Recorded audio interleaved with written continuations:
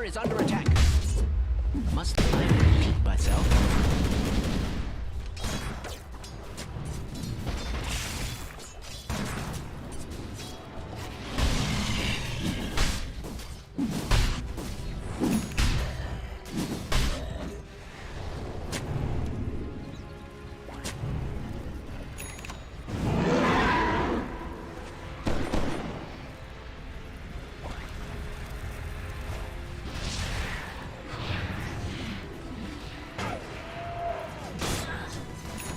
Sharp. Are you kidding me? Sharpshooter was thrown in. Meanwhile, Parker able to lead the charge in onto Saberlight, who was just kind of trying to push out the bottom lane a little bit there. Mariano goes in. RP was deployed though, but they get the kill. But now you know the RP is down for a little bit. Is this where Undying tried to get aggressive? Leander was sort of pushing forward a little bit, but I don't really know if they want this fight. Call down's coming in from A. The homing missile does get in onto Moonmander as well, I believe. So they've already blown through a little bit of that lockdown on the Infamous side. They're already starting to back away, and Ryle's thinking about it, just sort of hanging out in the river. Wanted to see if the rune was there first. Not going to get anything immediately, but now this is such a weird sort of fight. It's a back and forth kind of affair. No one's really sure if they want to commit all in for this, and now KXY decides, yeah, drop a Remnant, TP back to base. Let's heal up here just in case this does turn into something. But while all of that was happening, Tomato is going to push his way back in. And again, RP is down. I think the Rupture's down for actually just a few more seconds. Oh my. That's a lot of damage and a lot of armor reduction. So Infamous not going to be able to get here in time. Ryle will be the one to take the Aegis. So got that up in the hands of that Templar assassin, and now under attack. Infamous, you got to be careful. They've got 2 lives up on the TA. They are going to be coming at you looking.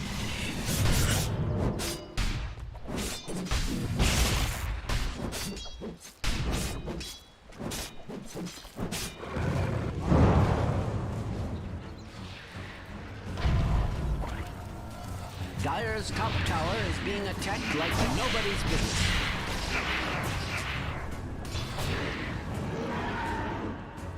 Radiant's bottom tower is being subjected to extreme violence.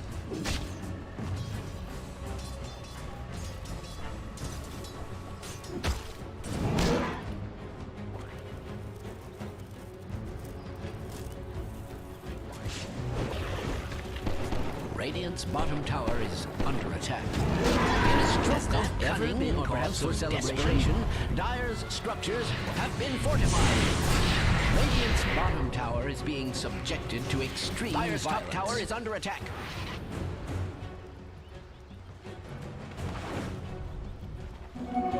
Haste. They spotted. Missile buys him some time though, and Sharpshooter hit comes through as well. The TA is a little bit low, but A is still going to go down, and Saberlight, he's holding the Doom. He needs to find a target. Hit up anyone right now? No. Infamous are just going to sort of back off first. Once A goes down, they realize we don't really have the opportunity, but they are in onto Dubu. Good play in there from Mariano, connecting with that skewer, so they do manage to bring him down. Meanwhile, Moonmeander, I believe, was hit up by the Rupture as well, as Parker sort of gets in a little bit further forward. Will be able to secure that one, so they do take down the 2 supports, but really they needed to get that Aegis out of the hands of Ryle. They weren't quite able to do so, as TA was just able to use the refractions and back off before anyone could reach.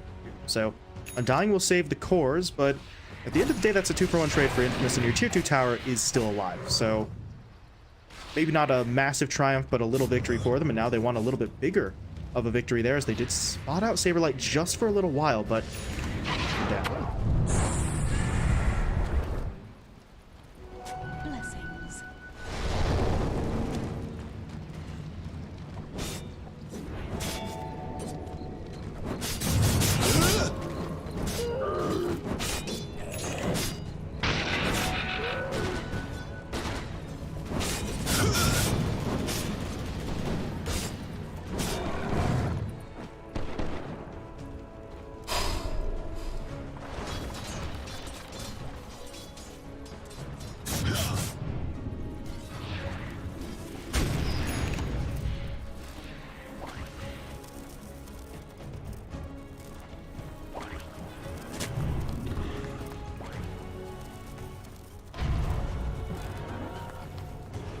Never refuse good given.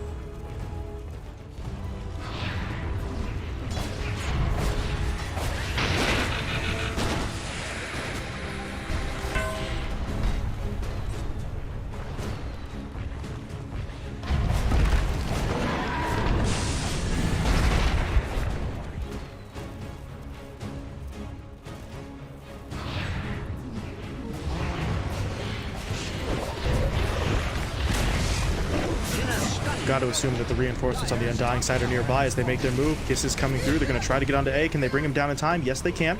Canceling out the TP. Tomato gets the kill, so got the gyro. They've got that tier 2 tower. Not really going to be able to get a further fight than that. It's already backed themselves away. So instead, Dying have actually kind of gone for the smoke here. Not a full team smoke. Moon is kind of out in front. Not fully protected, but Saberlight, Tomato, and Duber are pushing forward, and they're in on the KXY. Can they actually lock him down, though? No. Michael.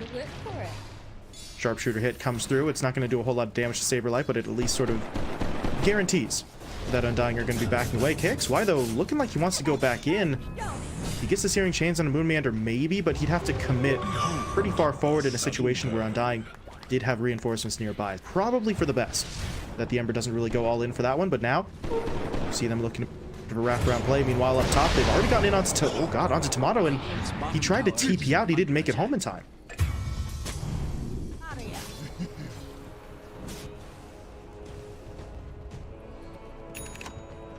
Radiant's bottom tower is under attack. Has that ever been cause for celebration?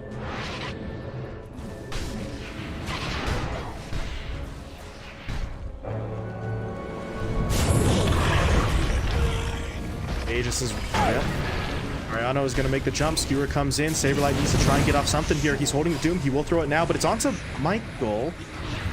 That's not exactly the hero that you wanted to hit up. Maybe he dies, but I don't really think that's going to matter. They trade him out for Saberlight even if he does go down, and at this point, the Hoodwink may not actually die here. He's got plenty of HP. He's going to be just fine. I think that may have been a misclick. I think he was trying to Doom up Ember Spirit and ended up sort of clicking the wrong hero, but that's a mistake that really makes Bryle unable to sort of keep the fight going. Maybe if you hit up the Ember there, then Bryle can go in and drop the damage down, but the Hoodwink being the one hit up, Bryle really didn't have any other choice than to just fall back.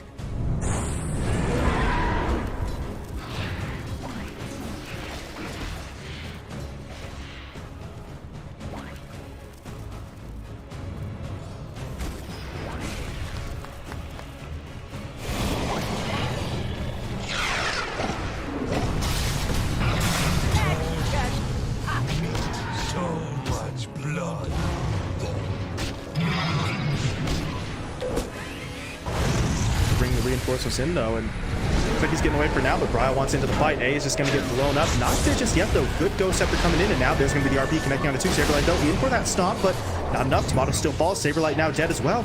And Bryle, I mean, he's still going to work here. DD Rune is active, but there's just no target in range for him. He can't keep anyone locked down. Now Dubu, he's going to get rooted in place, taken down as well. Bryle just has to get away. He's looking for the TP home. Can they cancel? Yes, they can. Skewer's in. Bryle is just going to have to stand and fight, but he's not going to be able to do so. Thanks, guys. Thanks a lot.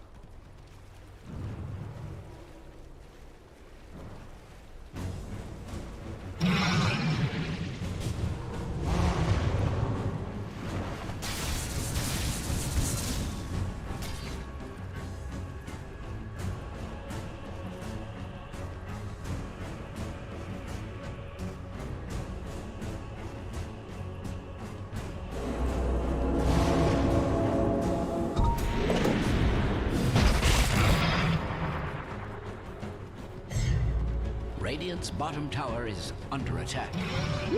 Has that ever been cause for celebration?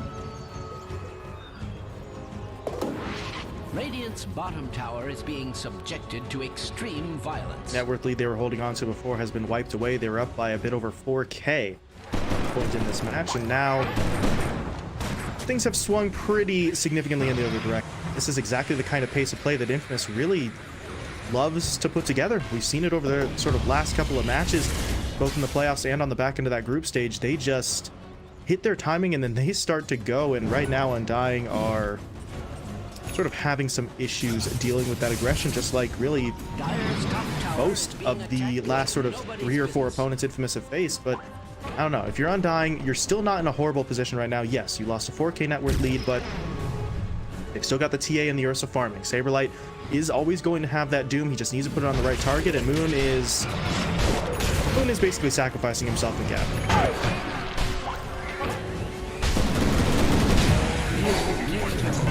I report the deaths of Dyer's courier.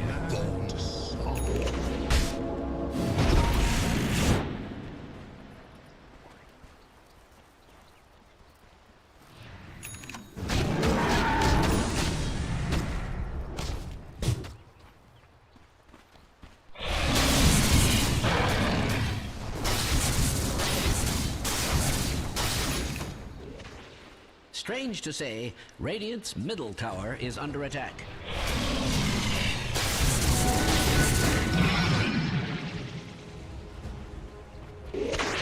I don't mean to be alarmist, but Dire's bottom tower is under attack.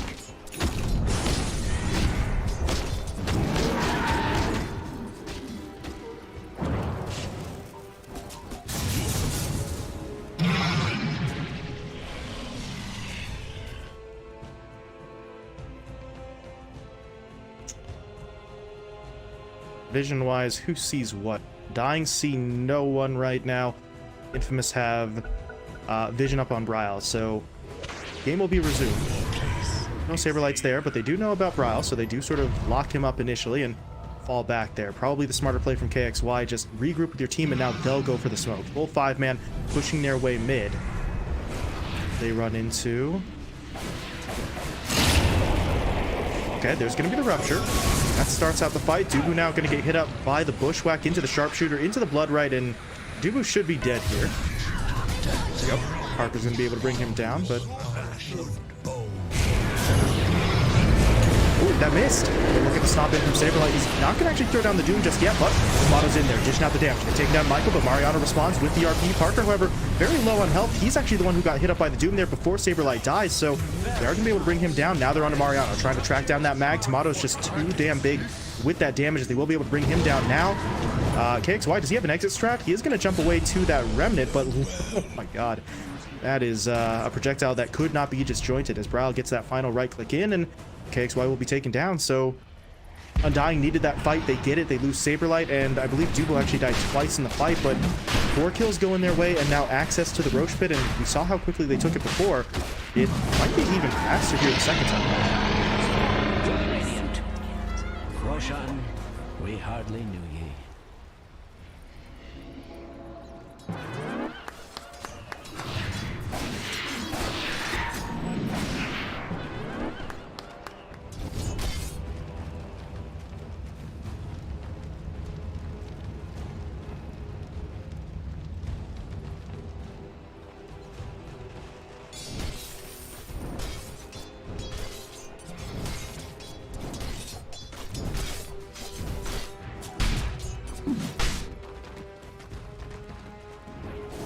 Dire's middle tower is under attack.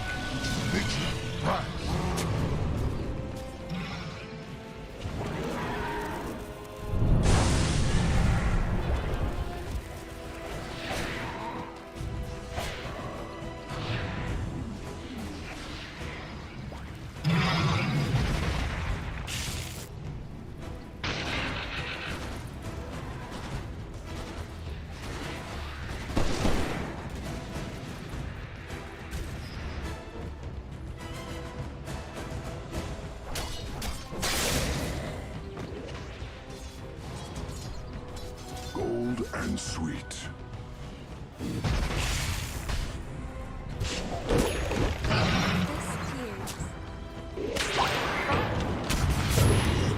Up away, but yeah, Blue wants into the fight. He's going to get sort of ambushed there by A and KXY though, so Dubu should be falling in this situation. Boom though might actually be able to get out now, so Saberlight TPing in and Bryle sort of making his way over. Can they do this? Buying a lot of time. Saberlight Doom is going to be deployed, so they do get the Ember Spirit sort of away from the fight, but Parker and Mariano are able to get in there. Saberlight will be taken down, but Bryle's going to throw down the traps. He doesn't have the blink though, so he's not really going to be able to sort of catch up all that quickly, and that Doom is not going to do what they wanted it to. KXY loses about half his HP. Moonmander, okay, he's going to chase his way forward. Bryle's coming back in, maybe... There it is. KXY gets taken down. He just really can't disjoint that. It's still coming after him. Not even really sure how to gauge that one. They get KXY. They brought down the 2 supports, but they had to lose 3 of their own, so it does go Infamous's way, but I suppose if you're Undying, you push your opponents out of your own south side jungle, though they are trying to sort of retain a little bit more control over the map in that regard.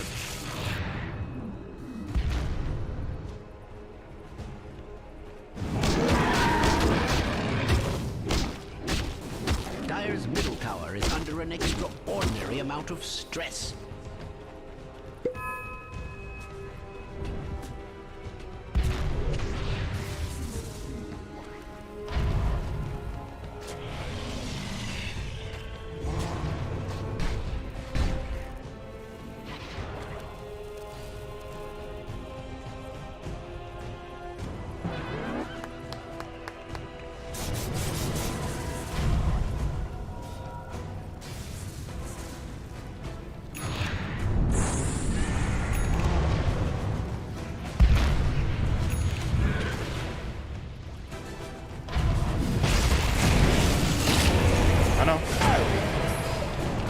Hit Saberlight up with the Rupture. He's just going to TP out right away, though. So that is not fantastic. They don't use the RP, at least, so they're still sort of holding it, as Moon actually going to win a fight. That is something we haven't really seen too often from him.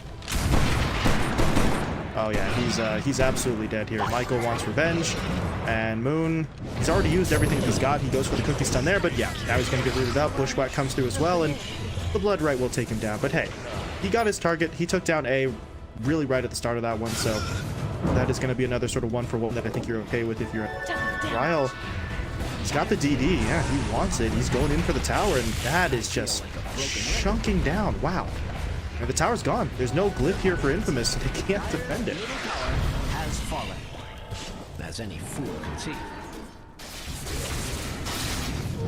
Dire's middle tower. Radiant's bottom tower is under attack.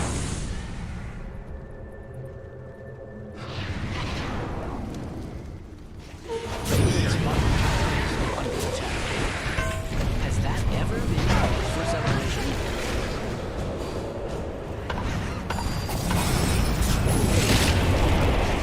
Ryle wants to use that Aegis. He could just die to the Rupture right now, but he's actually going to hold off while his teammates push their way forward. They're able to take down A. They're getting in onto KXY. That is some nice RNG there with the multicast, keeping him locked down long enough.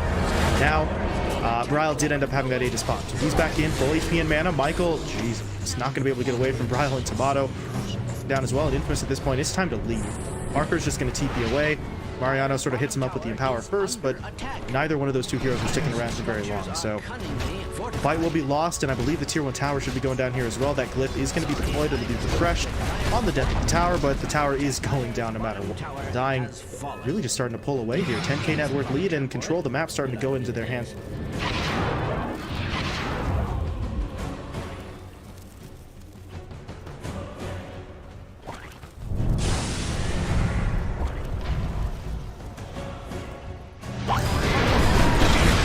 Mariano?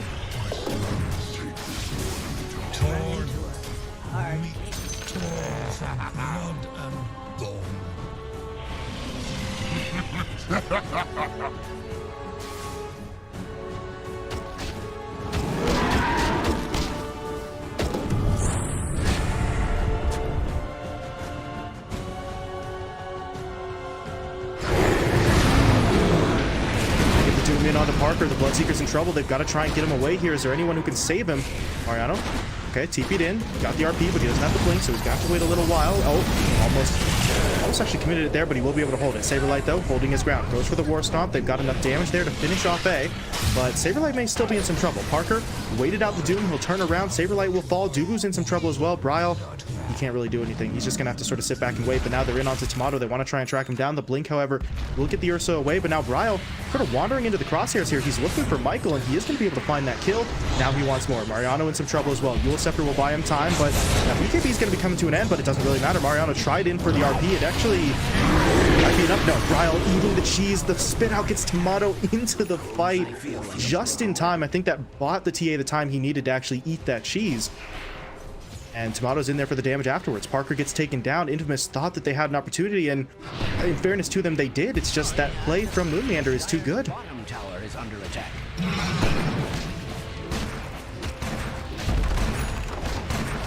Dire's bottom tower is under attack. Dire, their bottom tower has fallen. I don't mean to be blunt, but Dire's bottom tower is under attack.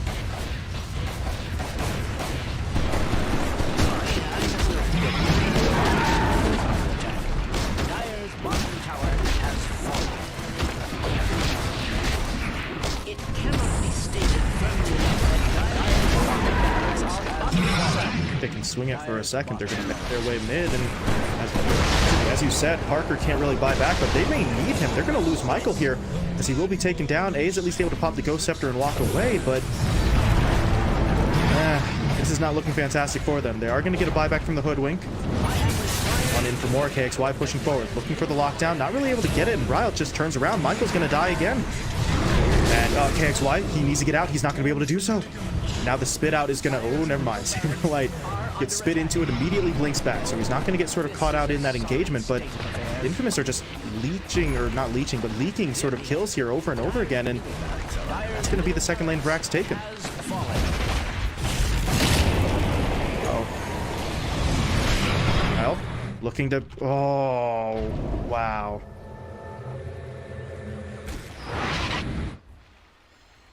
That feels so bad. That was a perfect play. They get the rupture, they get the skewer, everything's looking good. But now Bryle, he's going to use that projection again to get back into the middle lane, and he didn't quite get up to full HP, but he's pretty close, so he could just really immediately regroup with his team and look for another fight.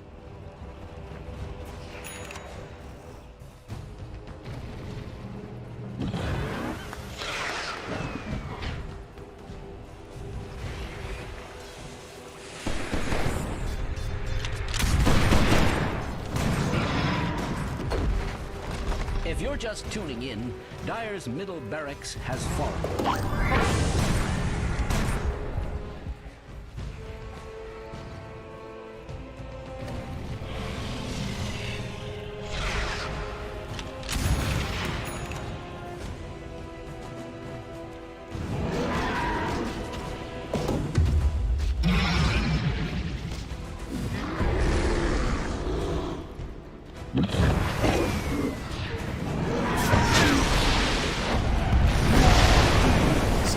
Jumping in, they get the Doom down. Yeah, Mariano can't throw out the ult, so the RP is not available. Michael now on the run. He's going to be able to get away. The problem is, well, the problem is Undying don't really care about the Hoodwink. They're just going to push back in for that final lane of Vrax, and Infamous have to hold. It's Tomato jumping forward, looking for A. Not able to get him, but they do get the Scatterblast in on the KXY, and that is an upgraded Scatterblast as well. So it did lock him down. KXY will fall, buyback unavailable, and at this point, this just feels like it's the end of it. The Sharpshooter comes in for Michael, but it's not really going to be enough to matter. They're just getting pushed back to their own fountain, and that means Undying are free to push in for that final lane of Vrax, looking to secure the Megas here. And if they do get those Megas, I really don't think Infamous have much left to do. As Saberlight, that is quite the throw. They will get him forward, or spit rather. As they're in onto A, will they be able to take him down? Yes, they will. Now they're looking for more. Parker, Lincoln's pop, trying to get in for the kill on the Moon Meander. Not going to have the damage for it just yet, but Michael gets it with the Acorn shot, so he's at least going to be able to find one extra kill. The gem hits the deck, but I'm not really sure Undying care too much. Dubu is going to be able to TP himself away. Meanwhile, that final lane of Vrax was taken away, so they got what they wanted. Minimal casualties. They just backed themselves away, and Infamous are really just sort of staring right down the barrel at this point. I don't know how much they could...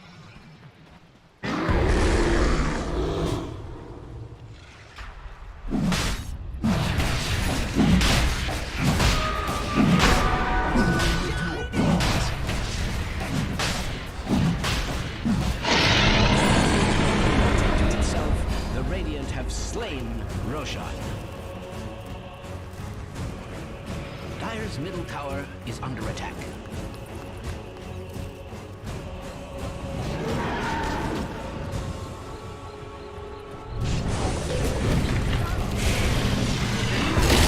They're jumping forward. They get down the Inferno Blade into the Stomp, into the Fire Blast. Michael's already dead.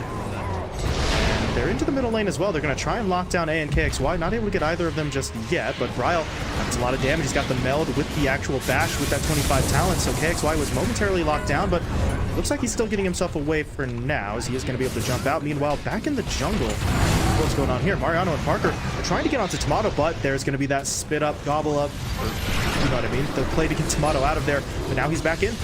He avoids the initial sort of jump in. They go into Mariano. They're going to be able to take him down. Now they hit the Doom onto the Bloodseeker, but he is so fast. Look at this man go. He is zooming his way across the map, trying to get all the way back into the base. He will be able to do so, but now they've got to deal with Bryle. He is going to get stunned up, but even if they bring him down once, the Aegis will be there. Now Tomato's into the fight. KXY dropping low. Dual Scepter's going to keep him alive, though, so he is trying to fight his way through this, but it's not going to be enough. He will go down. No buyback available. Bryle's back in thanks to that reincarnation from the Aegis, and there's the GG.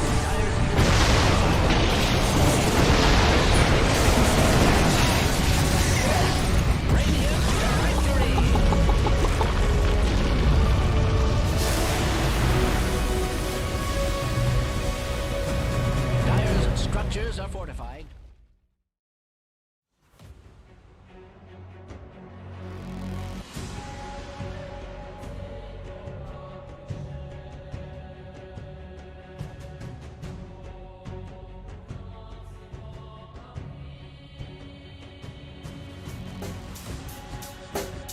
Check the mic and make sure it sound right, boys.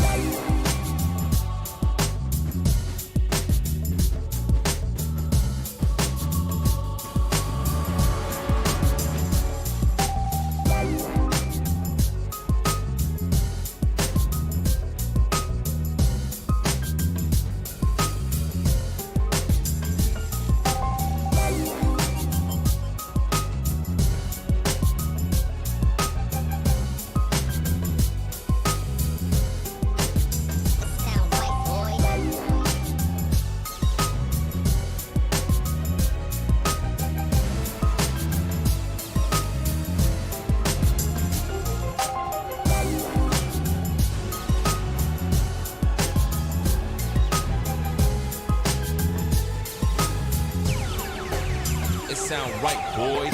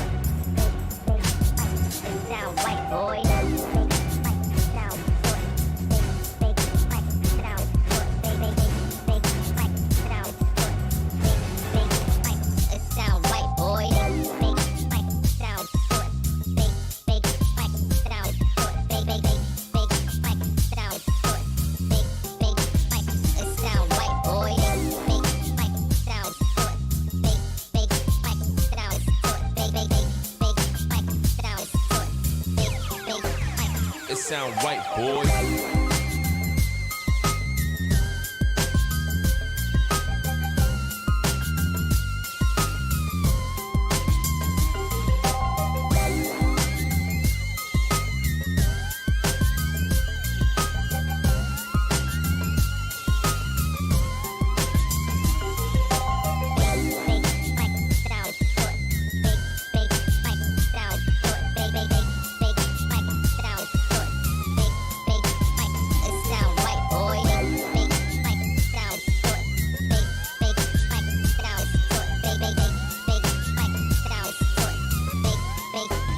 It sound right, boy.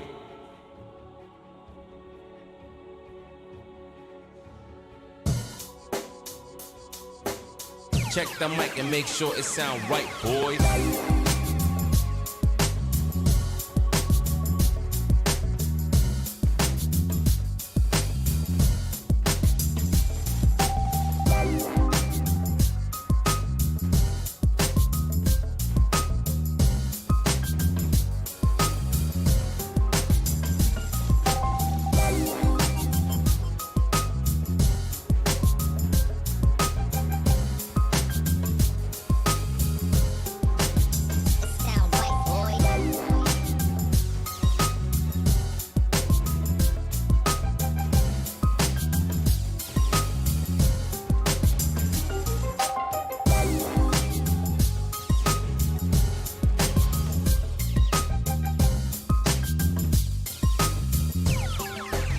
It sound right, boys.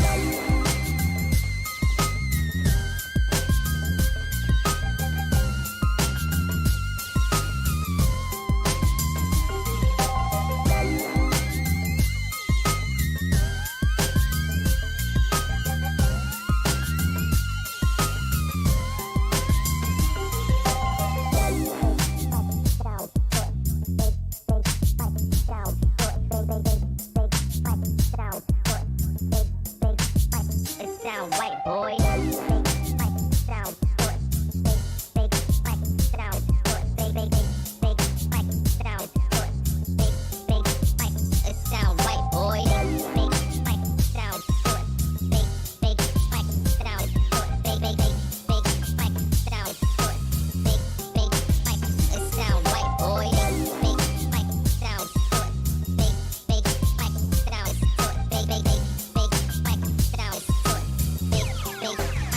sound right, boys.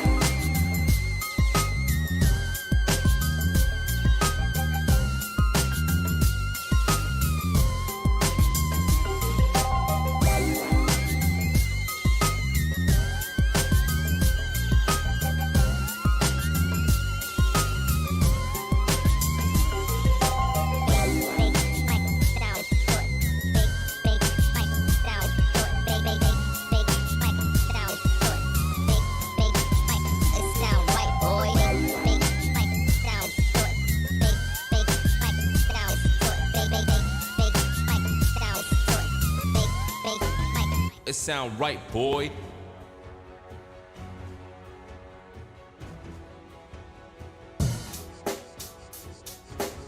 Check the mic and make sure it sound right, boys.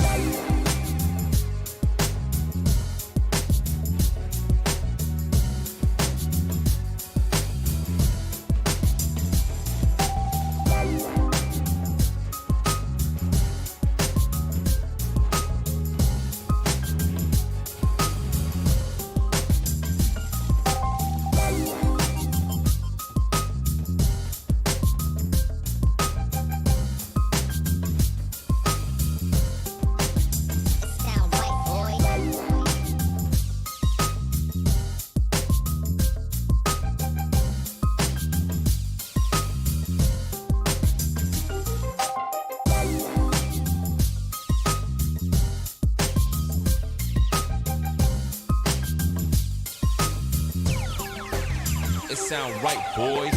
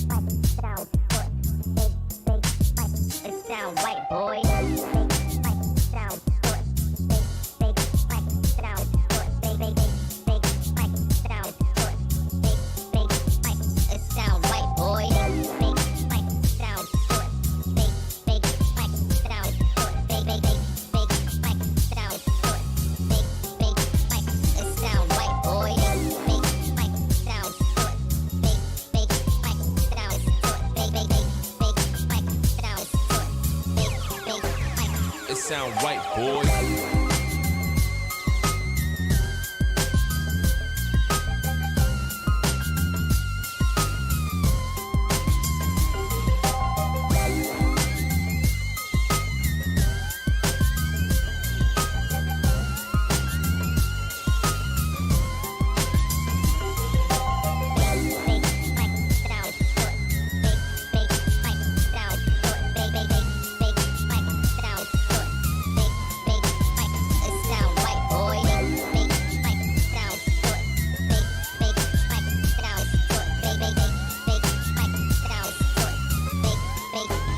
It sound right, boy.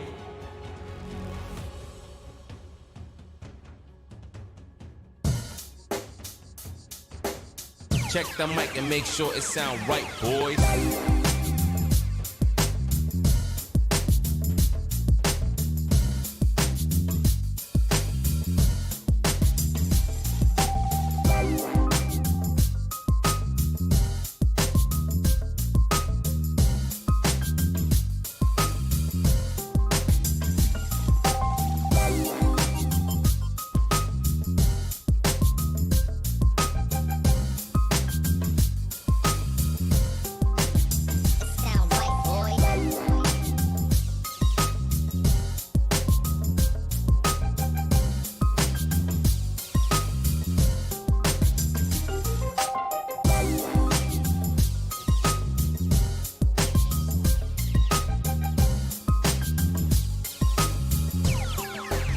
It sound right, boys.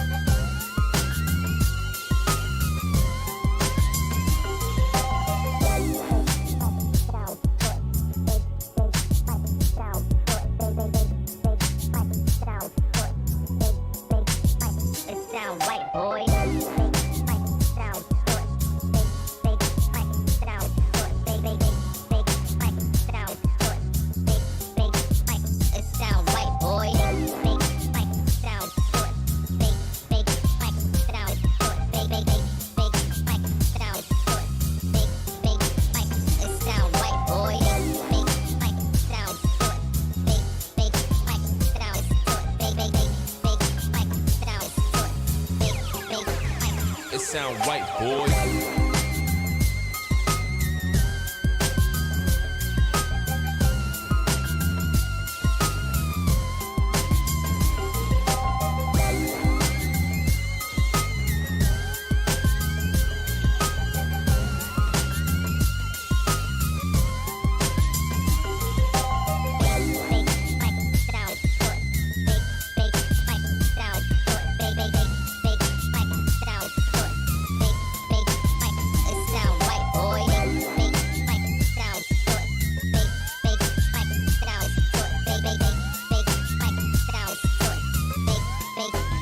It sound right, boy.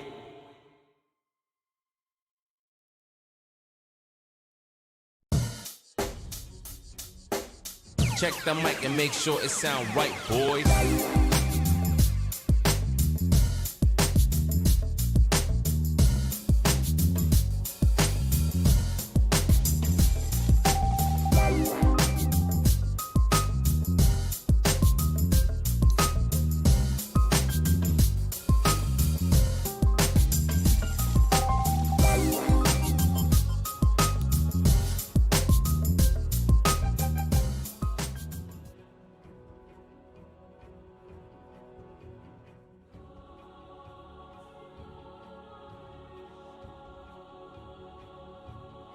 嗯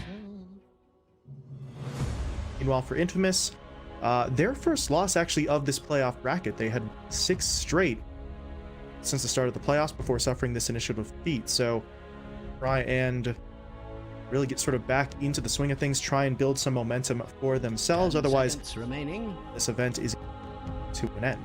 So with that in mind, we hop into the Game 2 draft here. I welcome in ET once again, and ET, Infamous, sort of not quite able to do what they needed in that first match, but as we were both sort of mentioning, it seemed like that first match wasn't really all that out of hand for them. So it feels like they could just make some minor adjustments and try to fight their way back.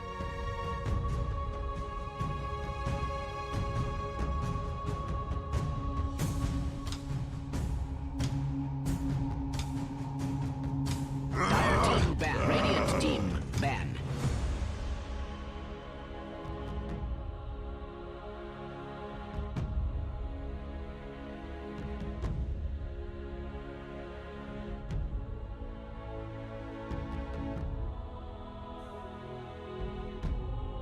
Ten seconds remaining. 5 seconds remaining. Dire team ban. Radiant team ban.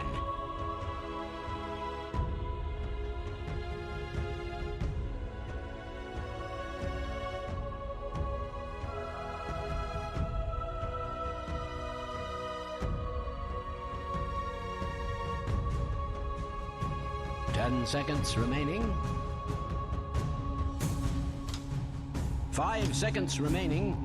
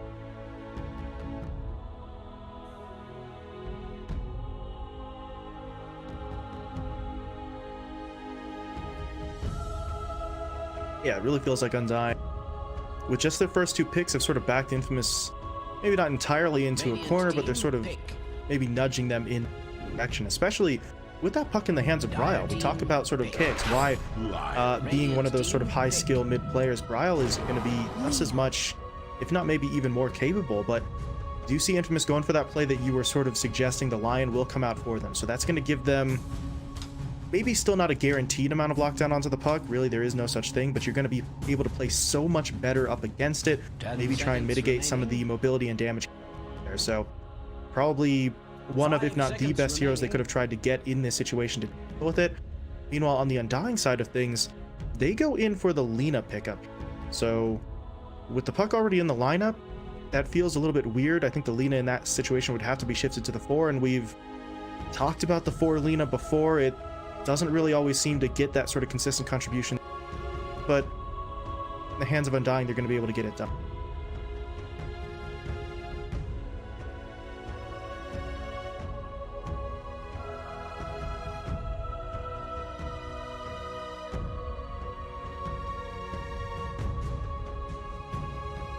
Dire team pick. Bloodseeker.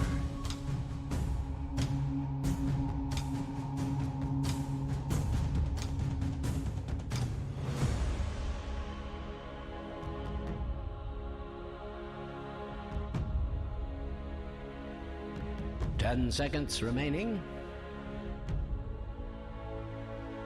5 seconds remaining.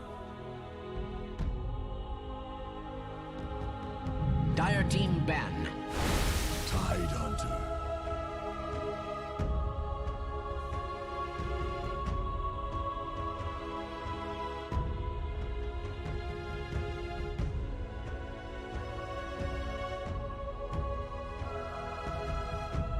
Ten seconds remaining. 5 seconds remaining.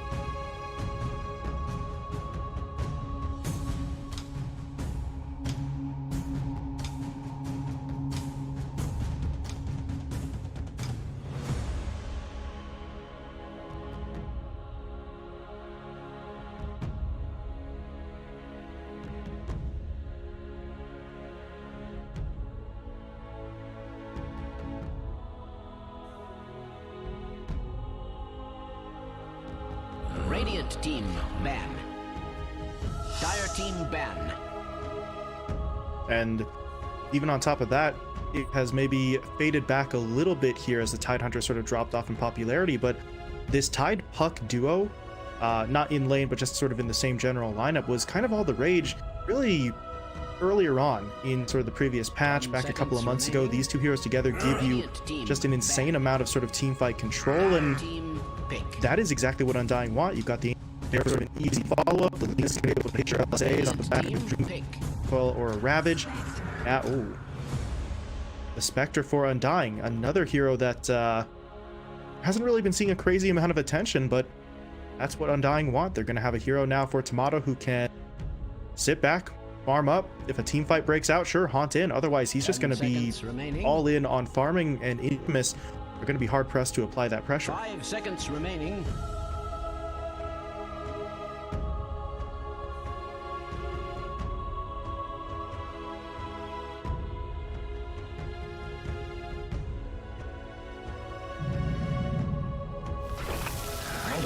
Choose your hero, my good friend.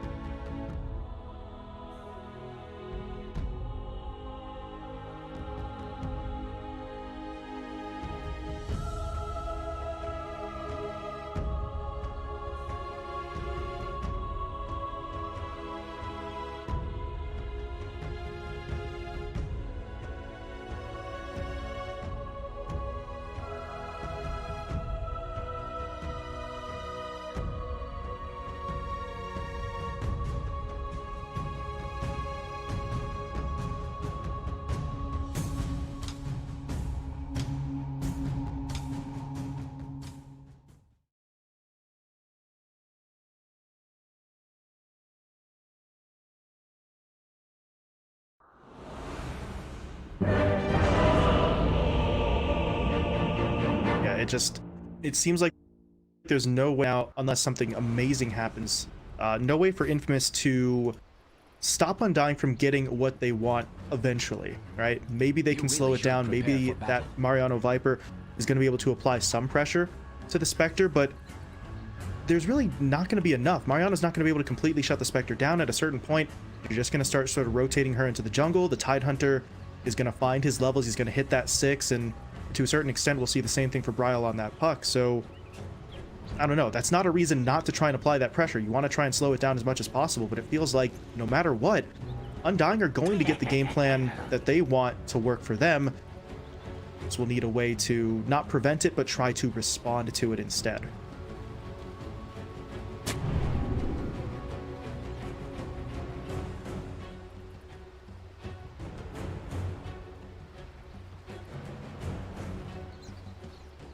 "30 seconds to battle."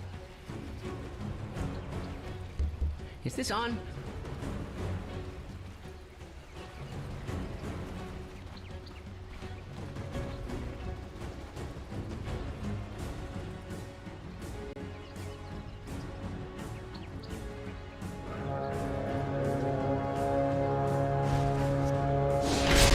This is just a straight up bold play in. Michael gets clipped by the LSA. Tomato's just going to charge in here, but he's dropping a little low himself, and actually he's going to die first.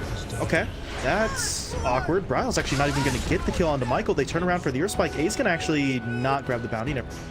Bryle does get it, but Undying, that felt maybe a little too aggressive, maybe overconfident in that situation as they just push straight up. And yeah, Moon is potentially dead here. Bloodright drops him low, and Mariano brings him down. That's awful.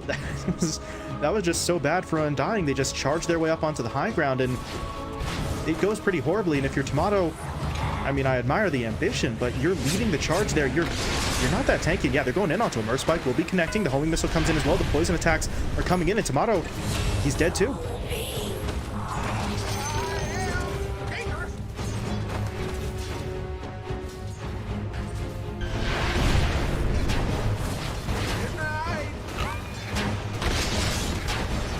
And now Moon is dead. Spike comes through, poison attacks on him. This is just incredible. Hit Bryle up with a homing missile there as well, so he's not going to be able to mount any sort of immediate response. And at this point, it feels like the only constraint from this tri-lane is actually just their mana counts. They're just able to go in and lay down those stuns over and over and over again. Undying just weren't ready for this kind of aggression. They've given up 4 kills in about 90 seconds. Denied.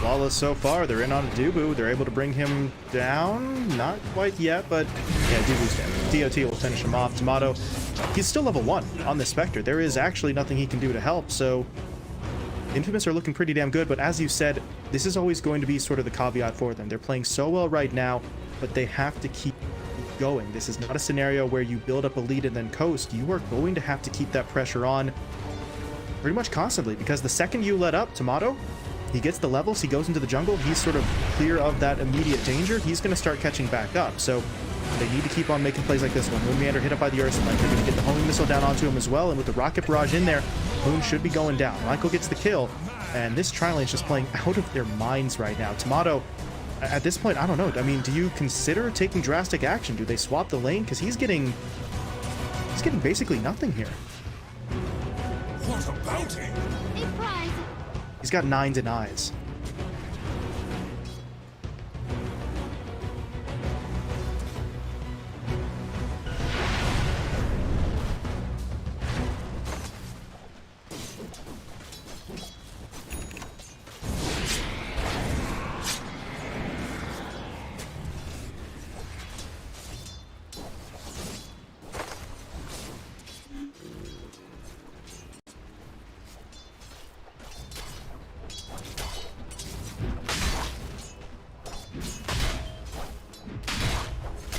It would appear Radiant's top tower is under attack.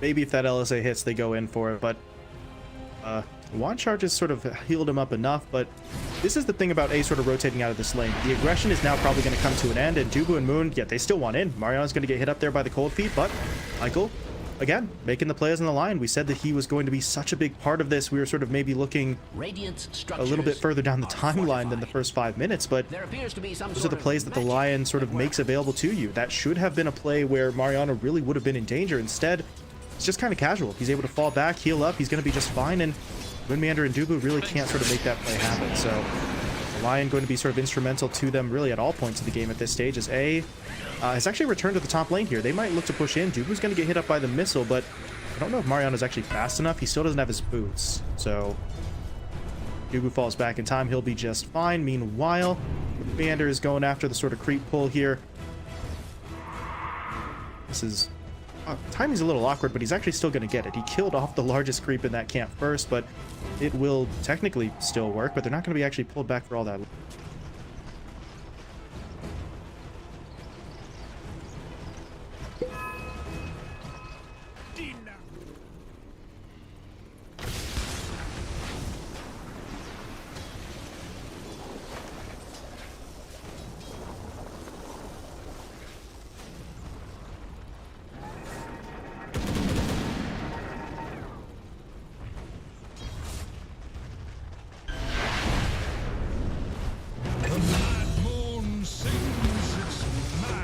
Light got picked. Radiant's middle tower. Okay, is yeah, under as you attack. said, I mean, just a straight up rotation from KXY. There's About such things. really no one there to help him, and the Tide, he's tanky, but if you get caught out in that sort of arena into the spear stun, then this early on he's not really going to be able to survive it. So But 7th straight kill here for Infamous, and you were sort of mentioning it earlier on, and I feel like it's just true. Infamous are playing pissed off right now. They are very unhappy with the way that they performed in game 1 and looking to make up for it as quickly as possible here in the second game, and Dying are just getting sort of ambushed right now. Dubu is going to be dying to the DOT up top. A gets hit by the cold feet proc, but that's really not going to matter. Mariano's got the damage to get it done, and that's 8 straight now. Just continuing to try and harass Tomato as much as possible in this top lane. He's got, I think, a level and a half maybe on the Spectre right now for that Viper, so he's going to be hitting that Viper strike pretty quickly, and at that point Tomato's going to have to be even careful in this.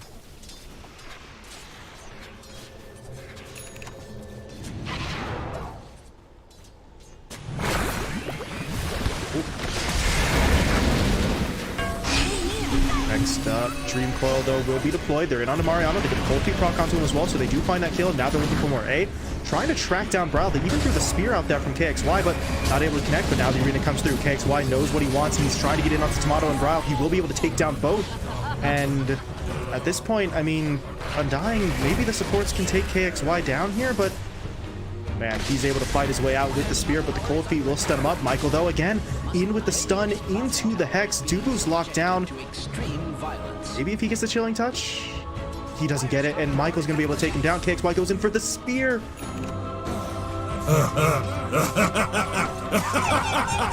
I mean, ET, I mean, we've seen Infamous play fast. We've seen them so aggressive in the early stages. This is like taking the training weights off. I mean, they're just going full steam ahead, and Undying, outside of maybe the couple of kills they found there, don't have any answers.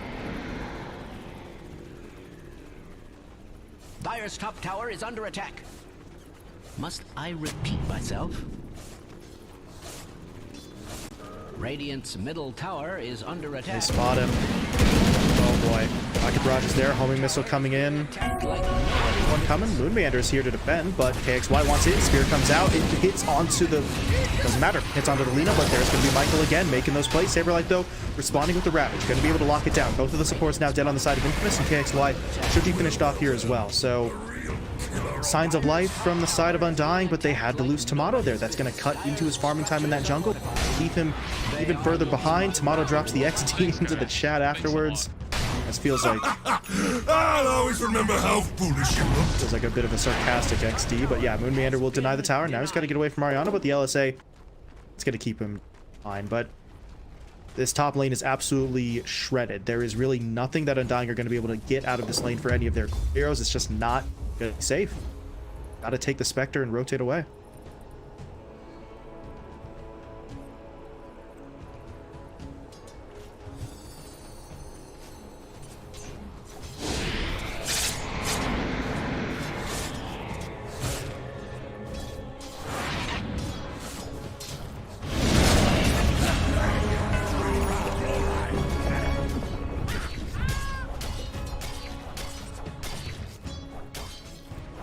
Dire's middle tower is under an extraordinary amount of stress. Bottom tower is under attack. I've never seen ever been cause for celebration, so Dire's middle tower is under attack.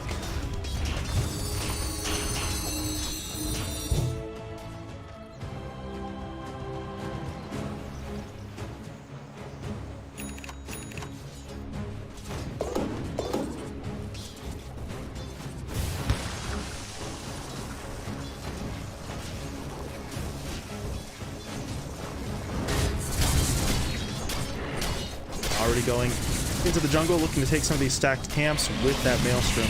So he's just really sort of getting himself going. There's been no pressure applied to him really whatsoever, and they're gonna try for it. They got the Dream Coil down. There's the Ice Blast to follow. That's a good kill for them, taking that Viper out of the equation. And now, okay, Moon is sort of eyeing up KXY here in the top lane, but that's not a kill the Lina can get. Even if she had the Laguna Blade, it would be iffy, and doesn't actually have it at the moment. So KXY is able to walk away, but that Mariano kill is worth quite a bit. 336 to Undying for that one. Again, though, it split quite a few ways. So the Spectre did haunt in for that one, so that is going to be on cooldown for quite some time. But if you're Tomato, you just need anything you can get. It really doesn't matter how much you have to sort of scrape together to try and get this money. He needs anything. So get him any gold at all is going to be pretty beneficial. He's now alone in the bottom lane, just farming up, and Infamous, as of right now, not really looking his way. So this is a big opportunity for the Spectre, but Infamous are trying to make plays elsewhere. They've got 3 heroes smoked up, 2 supports going along with KXY. They're going to try to make their way down there for that, I'm going to say the Spectre play, but actually they're maybe wrapping around a bit here. No, they do want into the bottom lane after all. Can they...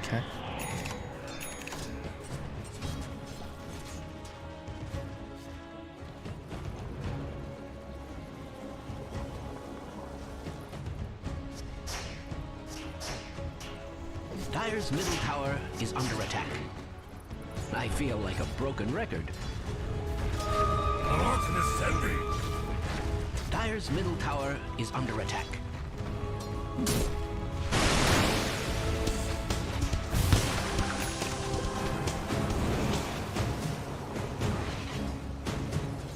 Radiant's bottom tower is being subjected to extreme violence.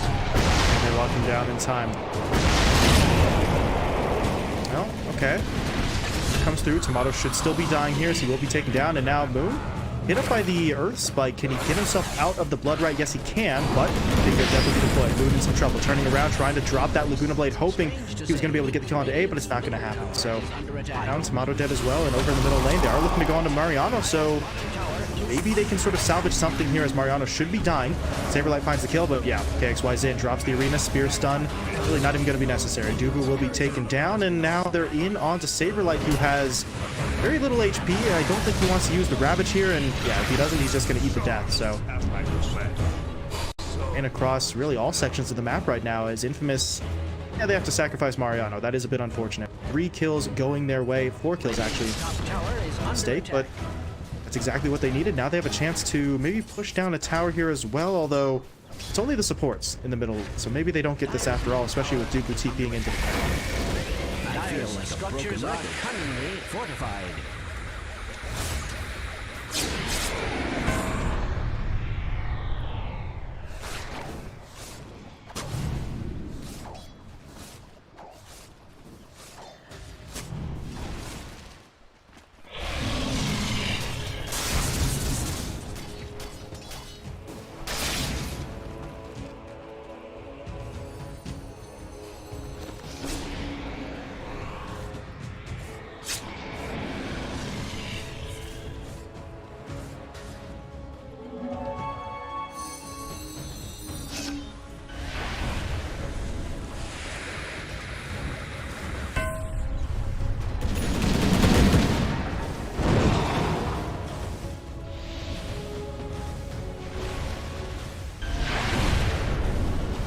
have any detection.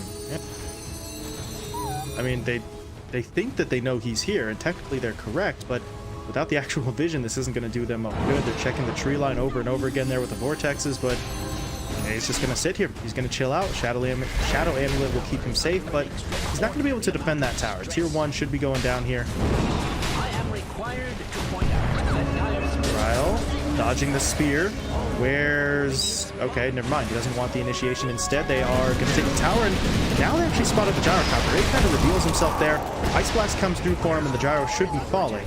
Because Ryle is going to be able to get the kill, but to be honest, you lose A instead of any sort of play onto KXY. I think you're okay with that trade-off, but the loss of the tower is going to hit them a little bit hard. But all the while, I mean, Parker's still farming. BKB is just about done here. He's only about 500 or 600 gold away from it, so get these items up. I think you're okay with sacrificing a hero or two and maybe a tier 1 tower. So just looking for that item timing. Once they get it, we should see the renewal of that aggression.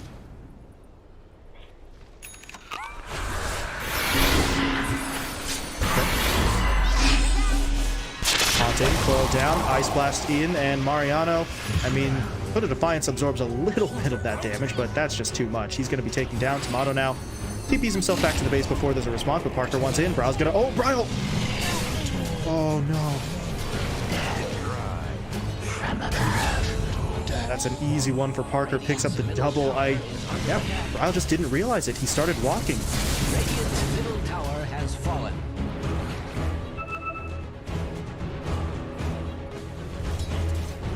That's rough. It's a nice play on Mariano for them, but it's immediately sort of counteracted by the loss of Bryle and Dubu there. So Dying, I don't know, to a certain extent it's good to see that they're capable of making these sort of pick plays and getting that combo down of that sort of Ice Blast Dream Coil play, but they need to be able to get away with these clean, otherwise it's going to look pretty rough for them. And now Tomato got to get out of here. He's going to get himself out of there just in time. So Tomato is going to be able to sort of slink away.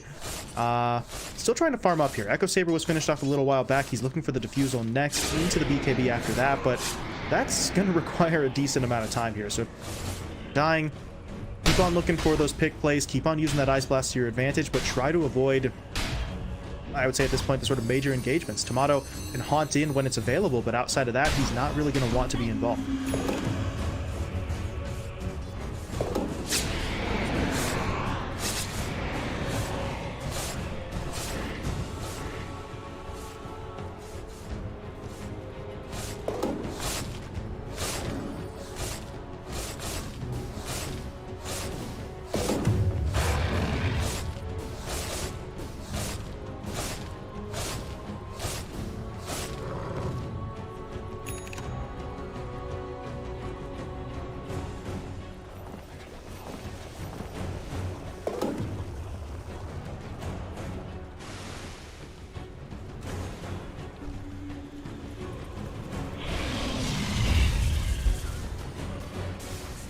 Radiant's bottom tower is under attack.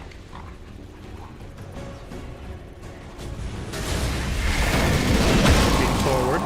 Radiant's bottom tower is being Dubu gets the point blank Ice Blast. Meanwhile, they have caught out Michael. Him down. He's going to get out now, but the spear can somehow get himself away. He's going to look for the jaunt, but he's going to be jaunting directly into... No, he's not. He's actually going to cancel it, but that means you basically got to choose how you wanted to die. Bryle had no way out on either end. So now Michael dies, but you get two again. The trades just sort of keep on coming in for them, and Bryle, I don't really know here. Maybe if he has that blink dagger, he can sort of make some sort of play the next time around, but he's still several hundred gold away from it, and feels like Infamous are going to try and take advantage of this. The creep wave coming in through the top wave, or top lane rather, so secure this tier 2. Dire's top tower is being attacked like nobody's business. Radiant's bottom tower is under attack. Dire's top tower has fallen. I predicted this.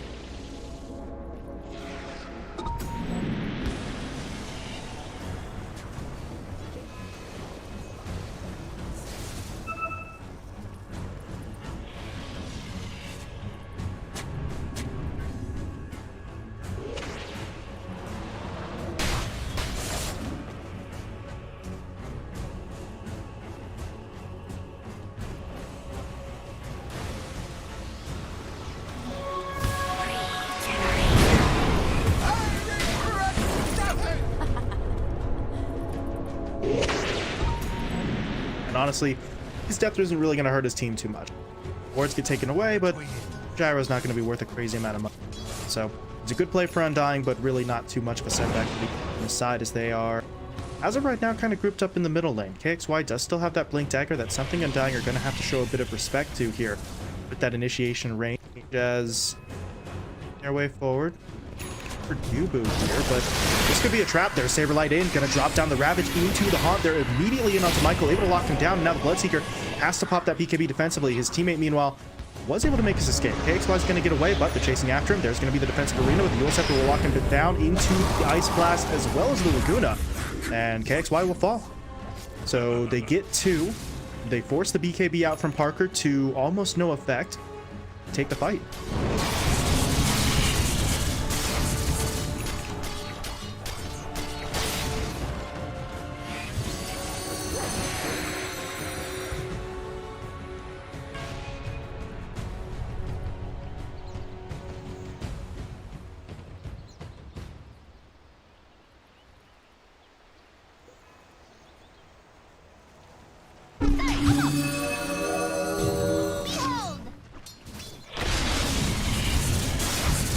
Radiant's bottom tower is under attack. Has that ever been cause for celebration? Radiant's bottom tower is under attack. A prize. It's jumping.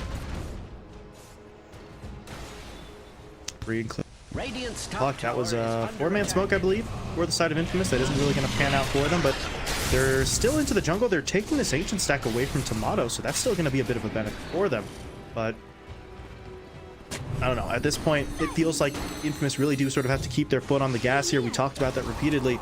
Could not afford to let that aggression sort of peter out as KXY able to get down onto Moon Meander. It looked like maybe Alina could have pulled that play off. Went for the Yules into the TP, but the timing isn't quite right to be able to find the kill. But if you're Moon, we saw a little bit of this from him yesterday. He's just willing to make those plays, push out the lane, force someone to come get him, and try to create opportunities for his teammates elsewhere on the map.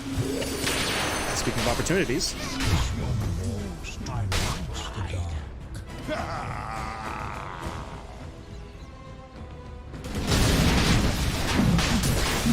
Roche.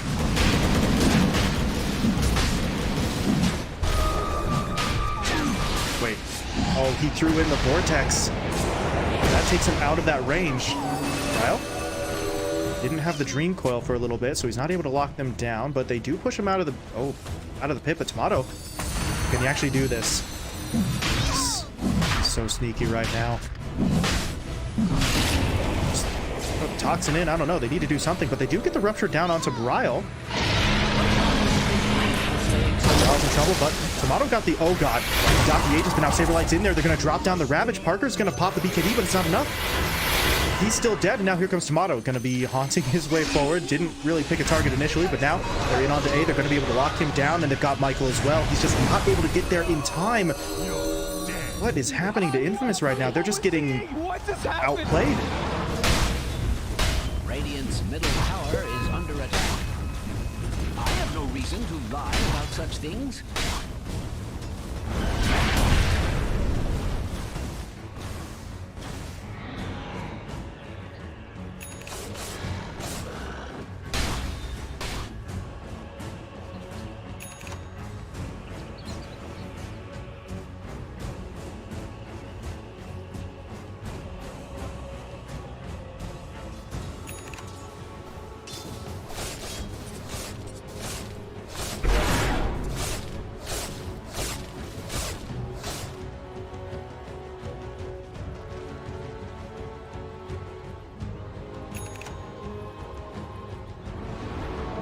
Look at that Spectre now. Tomato's moved into 3rd place in the net worth, so he was off to a bit of a slow start in the lanes. That slow start is really in the rear view mirror now. He's right up there with pretty much everyone other than the Bloodseeker, so it's going to be tough for them to sort of keep him contained, especially with the Aegis now in his hands, as you said, as A.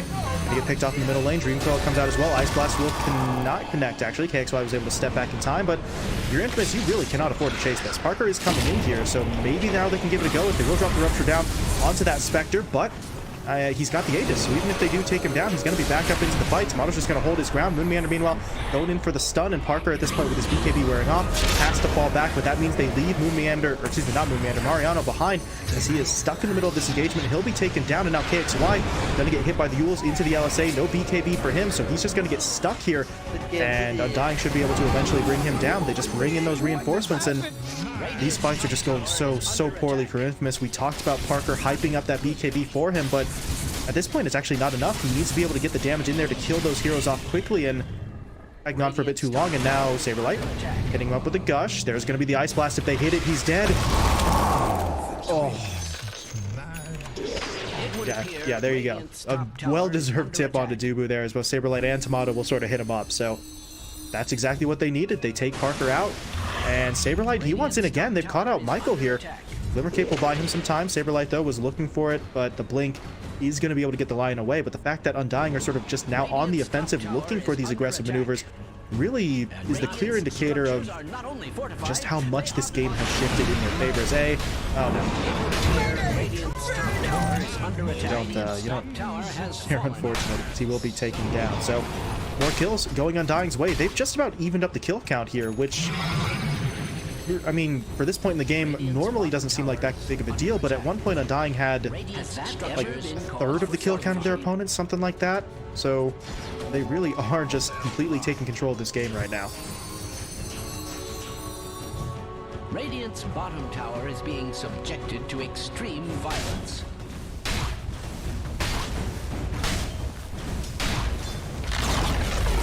Radiant's bottom tower has fallen. Seems to be the day for it.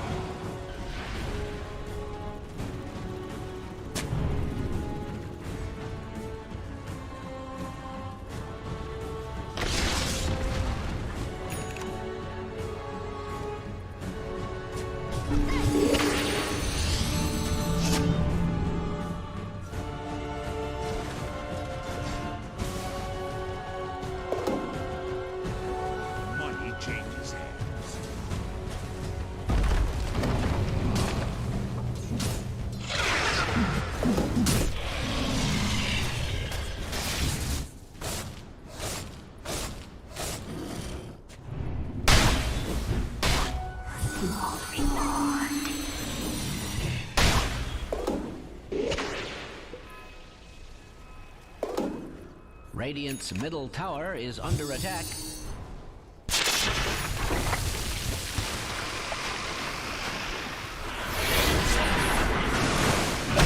Mariano just got baited. He was trying to go in onto Moonmeander. Instead, they hit him up with the Ice Blast into the Haunt, and now they've got Michael as well. Moon, come on, man. Like, it's just not fair. Times are insane. Michael, I mean, that's the play you want him to try to make, right? But it's too fast on the draw. Hits him up. The reinforcements arrive, and yep, now the Gyro's in some trouble. Dream Coil locking him down. Glimmer gonna buy some time, but Ryle's just directly in onto him. This really isn't a situation where A is getting out alive, as he's gonna try and buy as much time as he can, but he will still go down. Saberlight hits him up with that Anchor Smash, and I mean, Undying, they're just gonna keep on going. KXY. Should still be dying, but the Ice Blast is going to hit onto two, and Tomato's into the fight, so Parker, yeah, he's got to pop that BKB and try and TP home. Can they get him in time, though? They need to shatter him, but they don't quite get it, but he's still dropping. Radiant's top tower is under attack. Oh my god, this BKB, it just feels like it doesn't even matter anymore. They're getting him through the Magic community, and Infamous are just sort of falling apart in the sort of just wake of this onslaught from Undying. Once they hit those timings, they're just all in, and it's going spectacularly for them. They take the tier 2 tower mid. The tier 2 tower top is falling now as well. Well, it seems that Radiant's top tower has fallen. Oh, Mariano, no.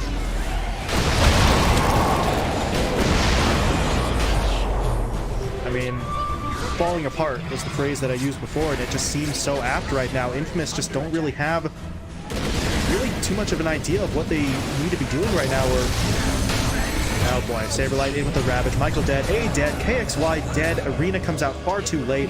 We do see a buyback coming out though. Mariano's back into the fight. A is going to be buying back as well, but they're not in a position to follow up on that arena. It's going to sort of wear off here, and Tomato and Bryle just actually walk away. Back onto the tier 3 tower, and we're right back where we started, except Infamous are 3 heroes down and 2 buybacks in the hole. So they just have to let this go. They really can't mount much of a defense here.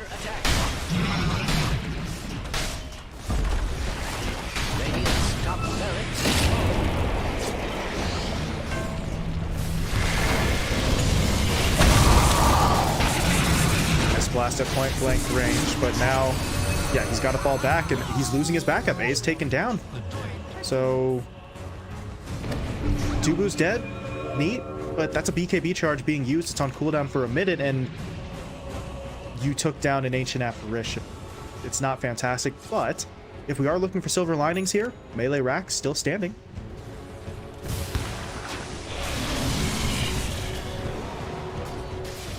Radiant's bottom tower is under attack.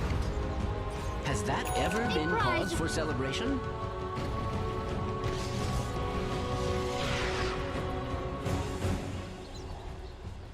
Oh, that's no good.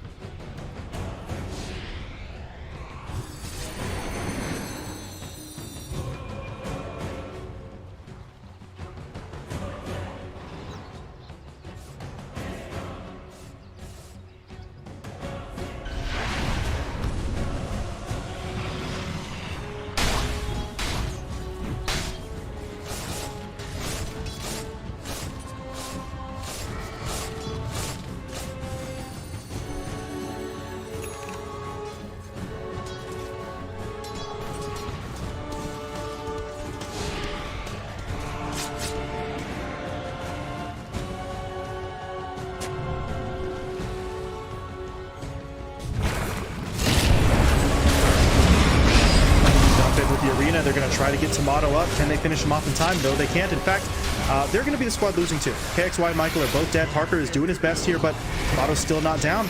And yeah, that's got to be it. I don't think they've called it just yet, but that's 4 heroes dead. A is going to try to make a mad dash back to the base, but buyback-wise, pretty much no one has it. Michael has 1, and that's actually it. So Undying are just going to push their way forward. A is going to get hit up by the silence. The homing missile is dodged by the phase shift, and A... well, still not dead yet. Glimmercape's going to get it back into the fountain, but Ryle honestly might just dive it. Yeah. Radiant's top barracks are under attack. And what an attack it is.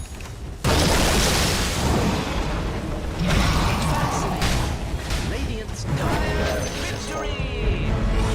And you believe dire.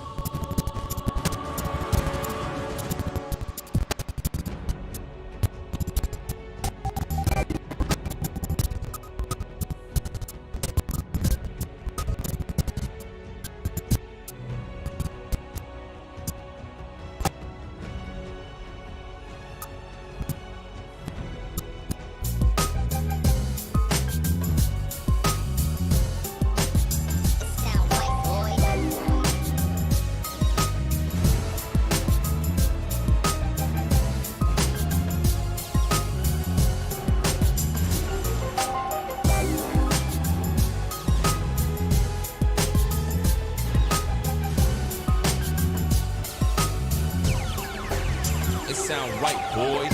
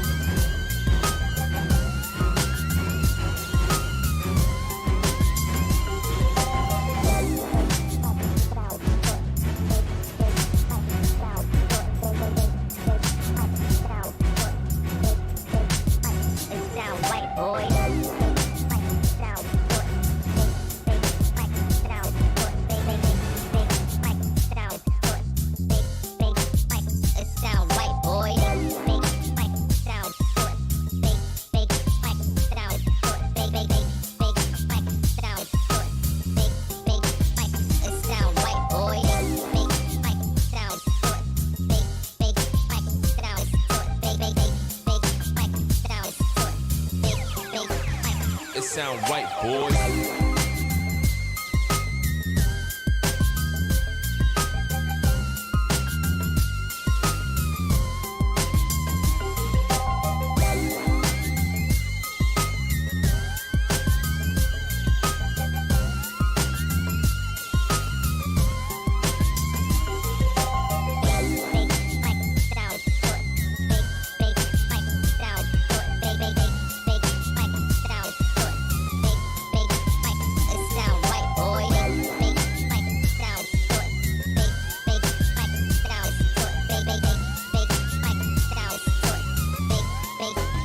It sound right, boy.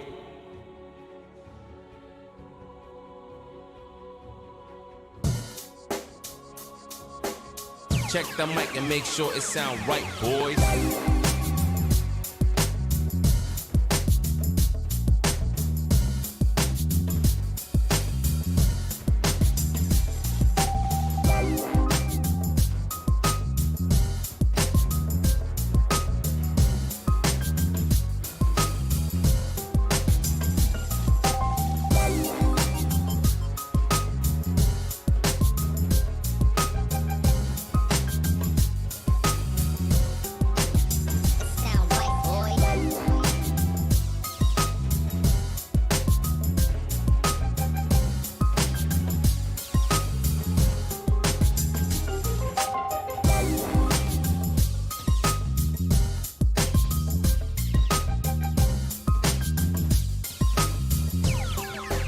It sound right, boys.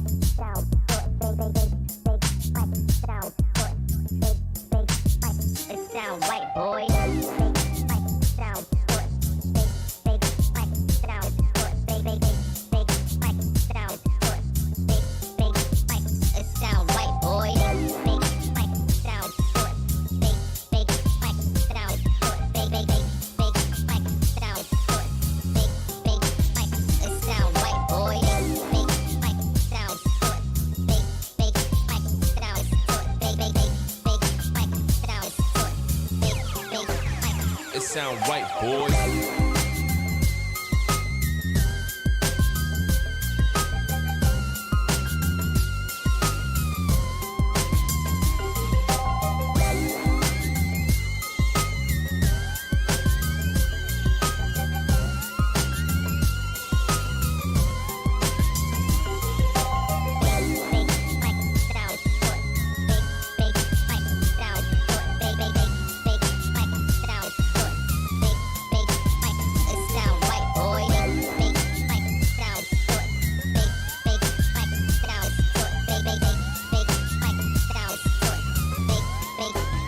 It sound right, boy.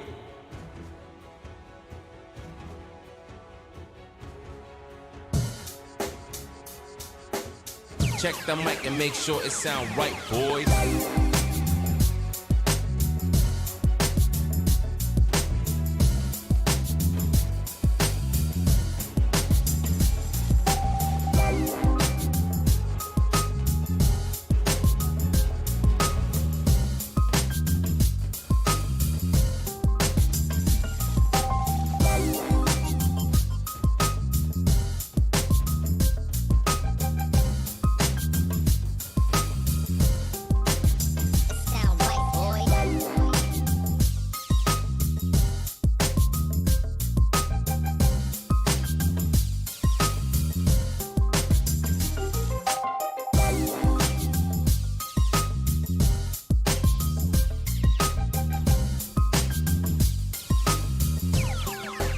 It sound right, boys.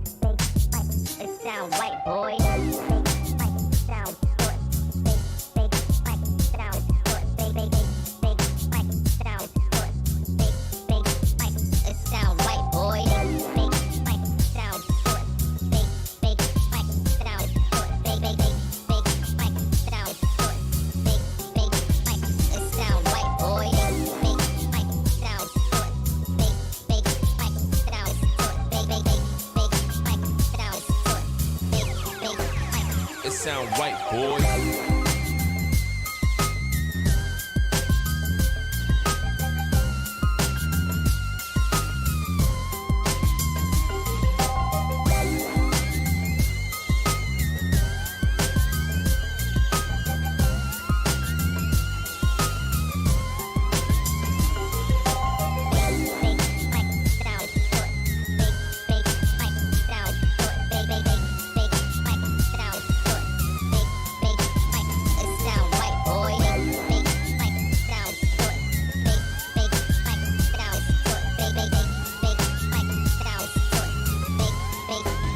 It sound right, boy.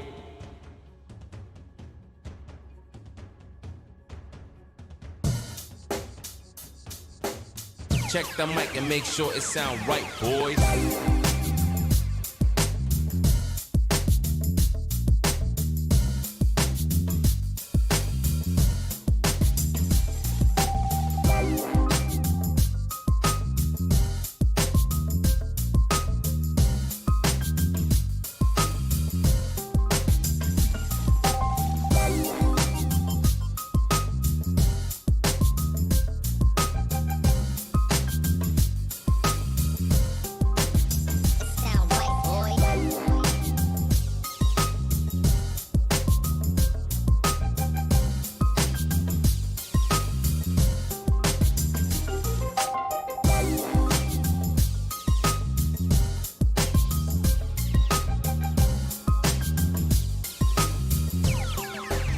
It sound right, boys.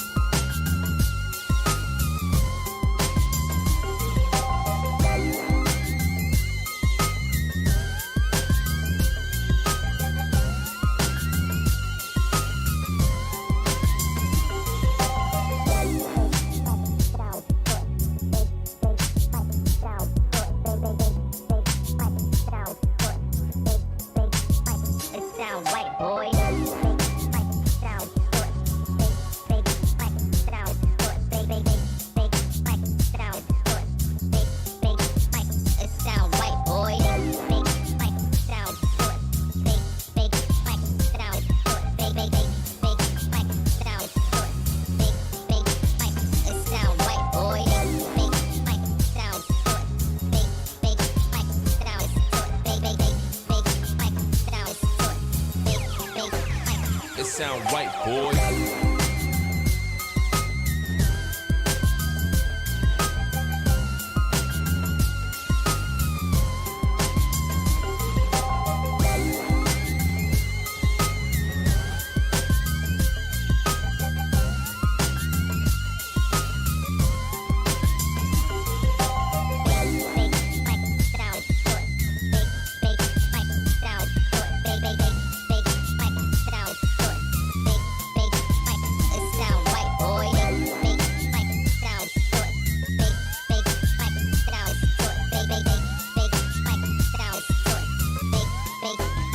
It sound right, boy.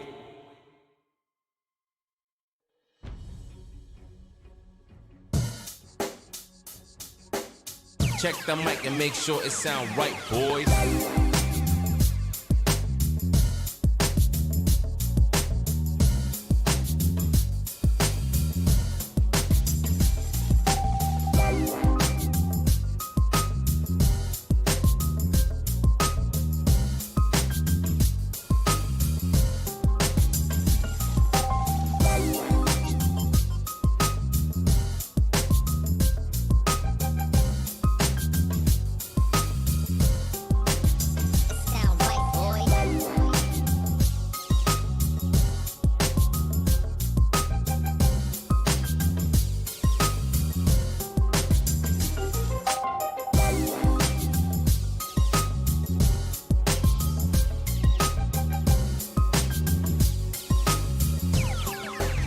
It sound right, boys.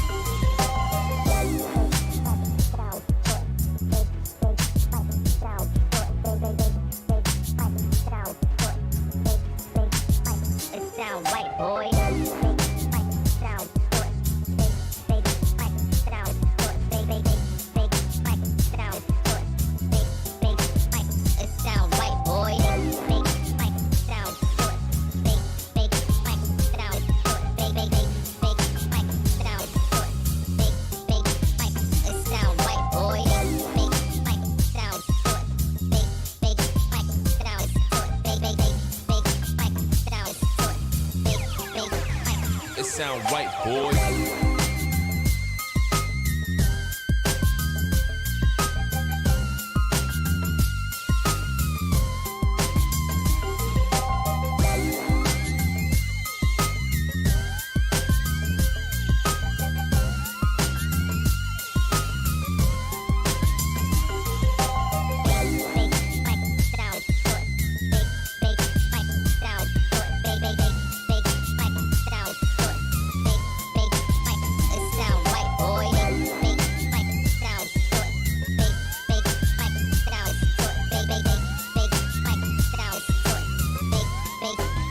It sound right, boy.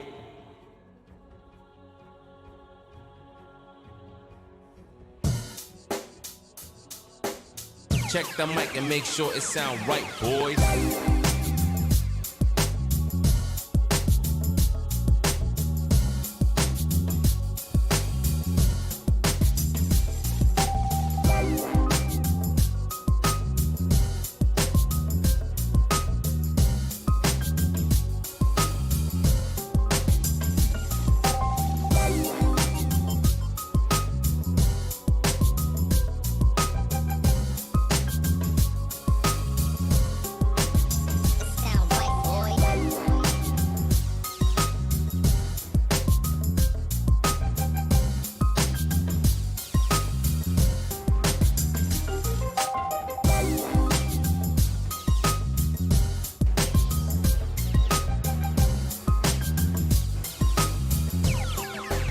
It sound right, boys.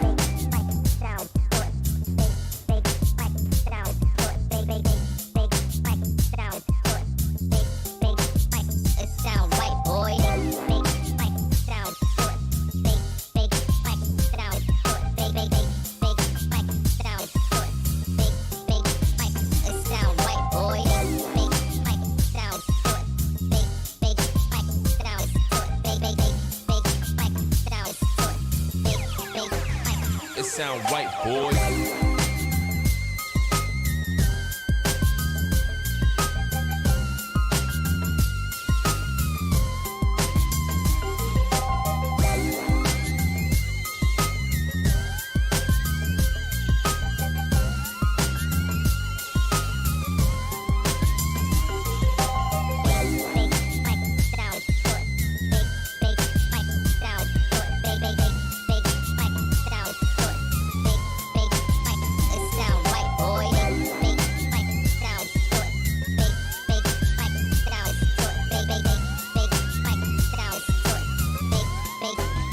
It sound right, boy.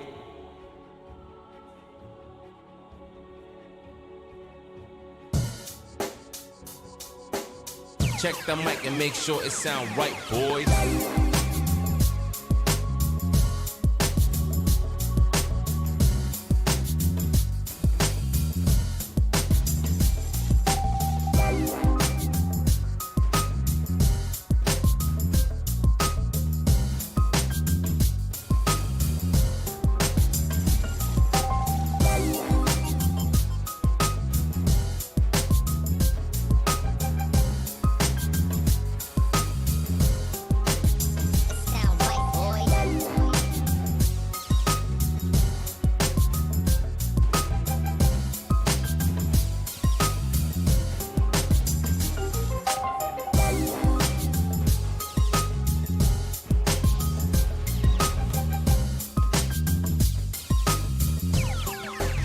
It sound right, boys.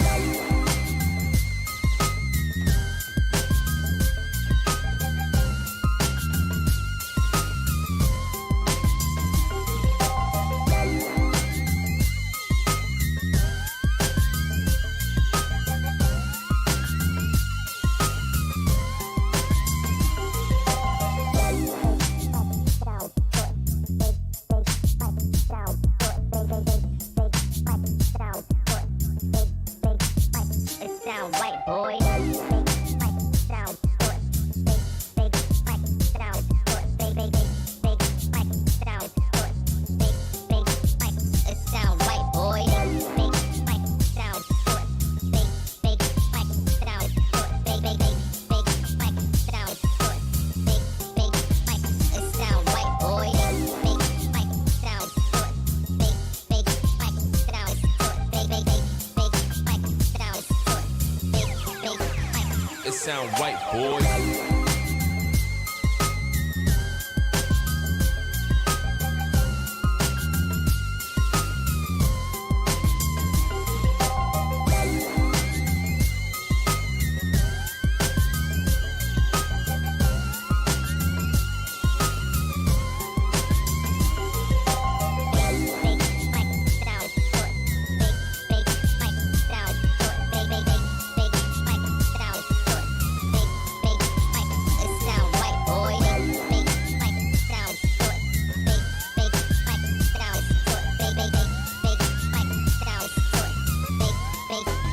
It sound right, boy.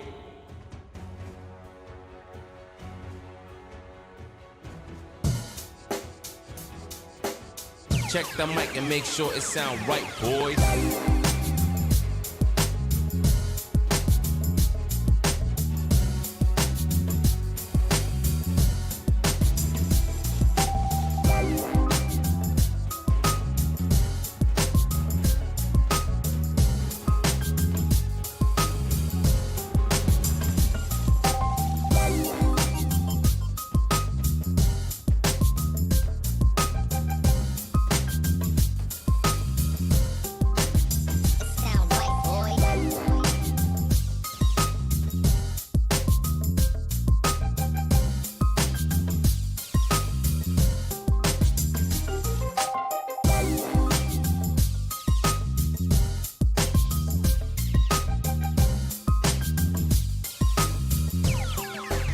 It sound right, boys.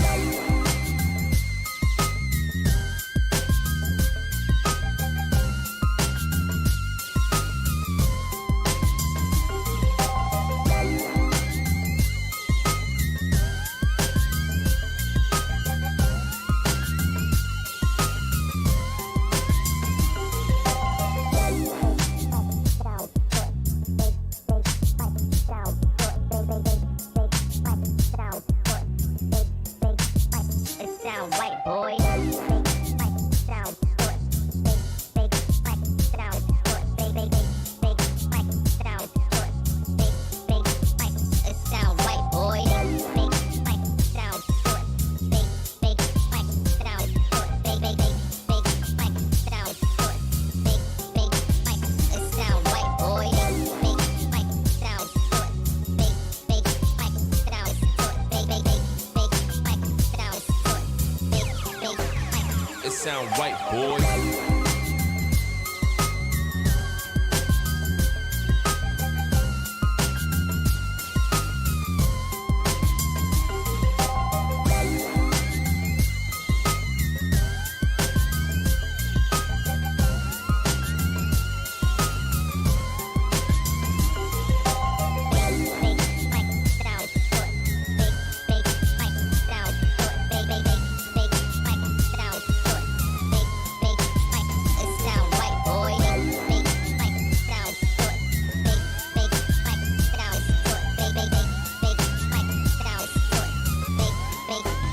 It sound right, boy.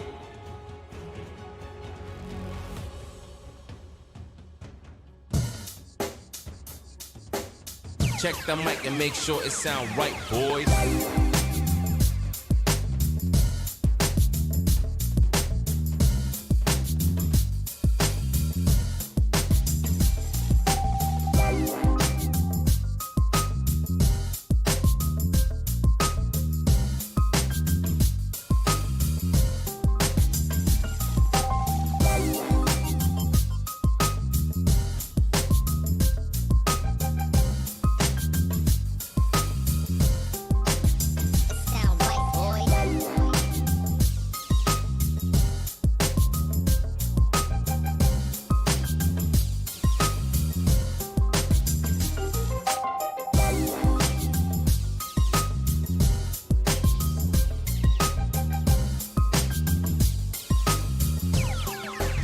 it sound right, boys.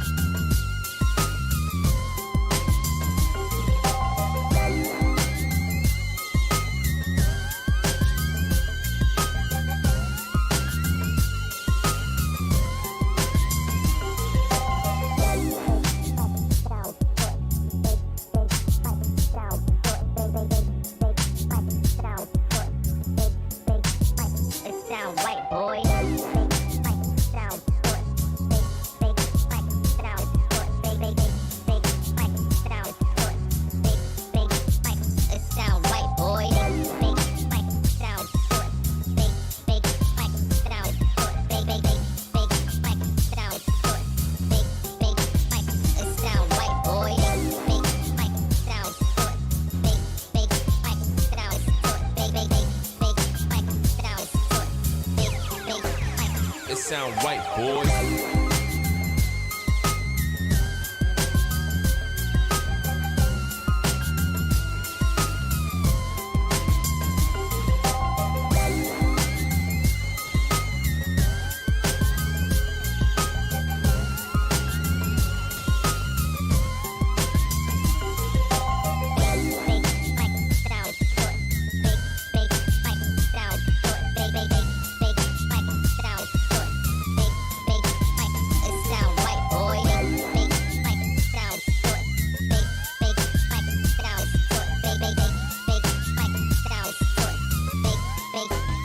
It sound right, boy.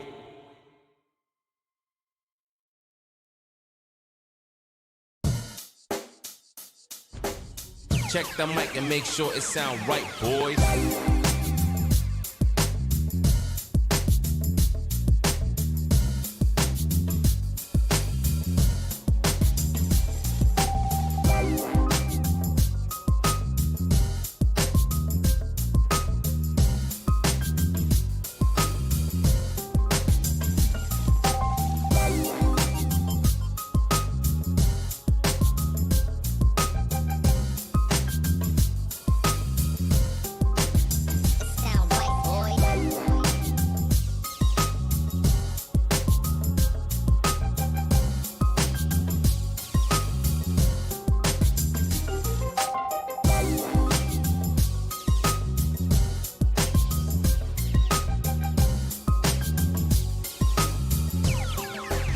It sound right, boys.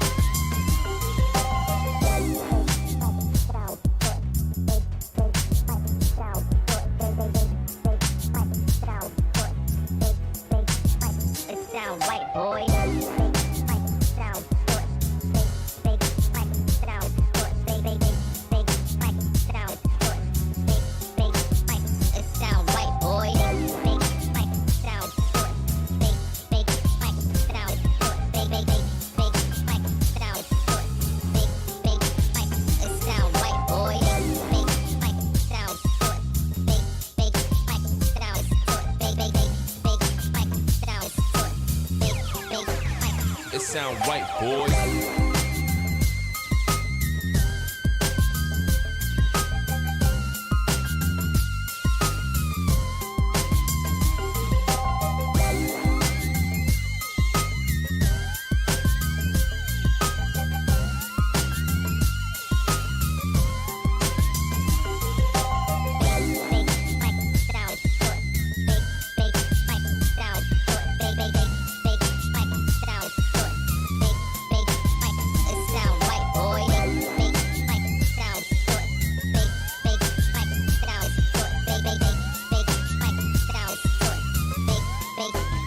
It sound right, boy.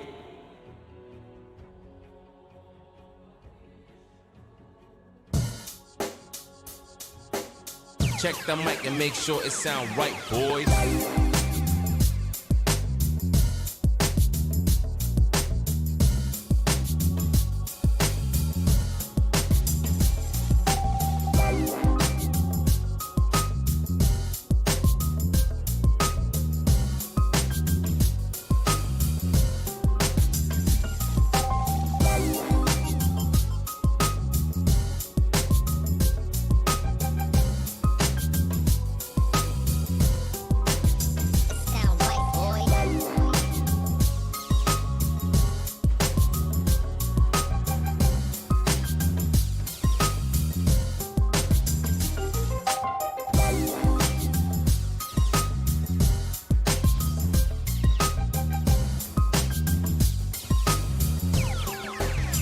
sound right, boys.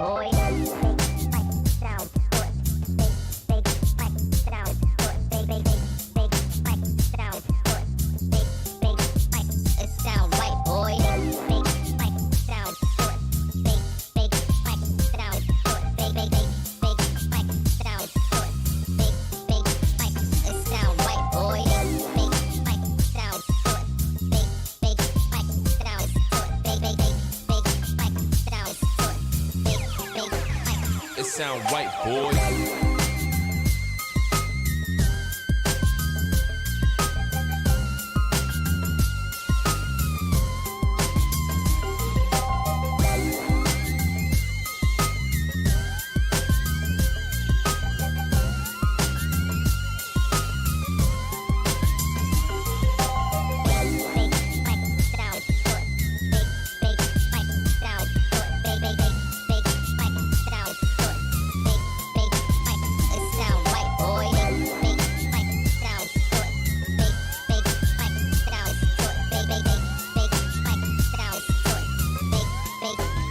It sound right, boy.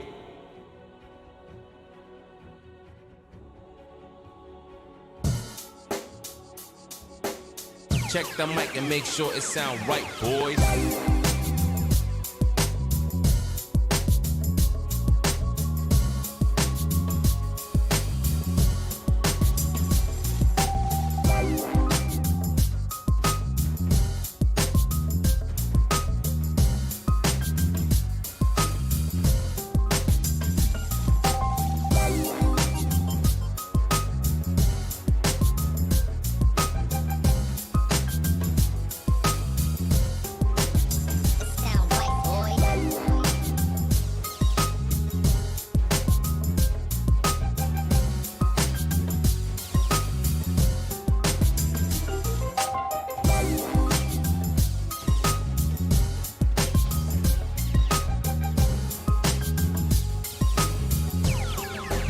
It sound right, boys.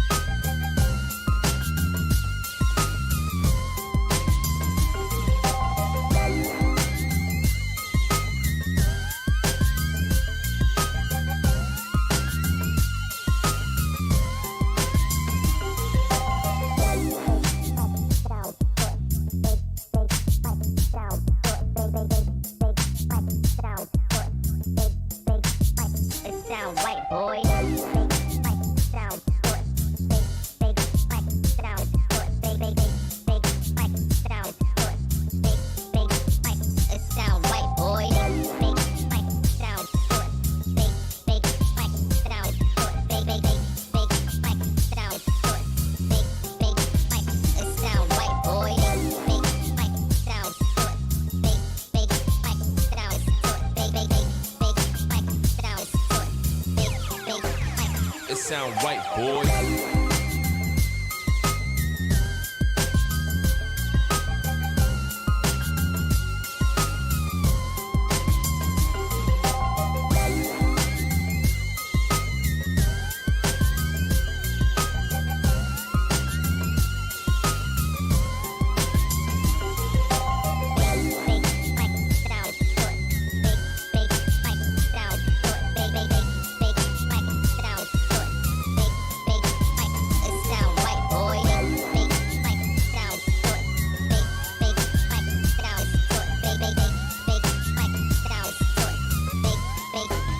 It sound right, boy.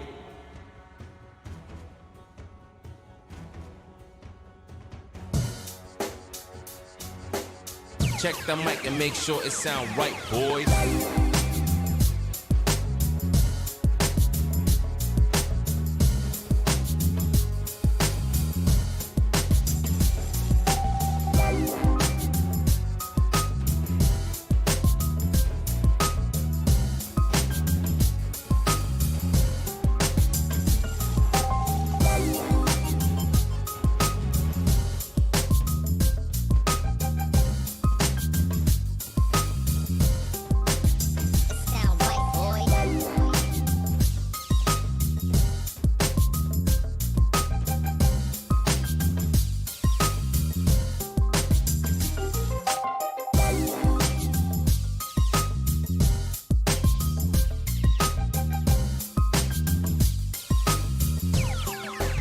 It sound right, boys.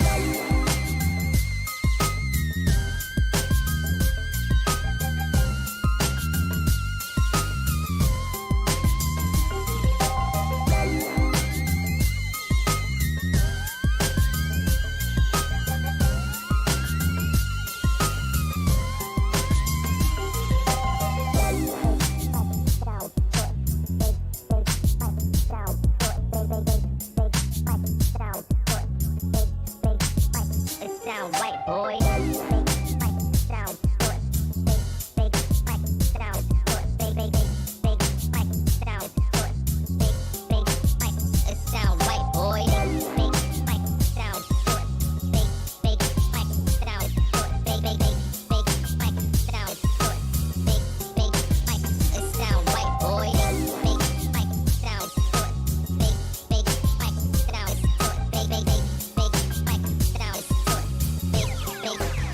It sound right, boys.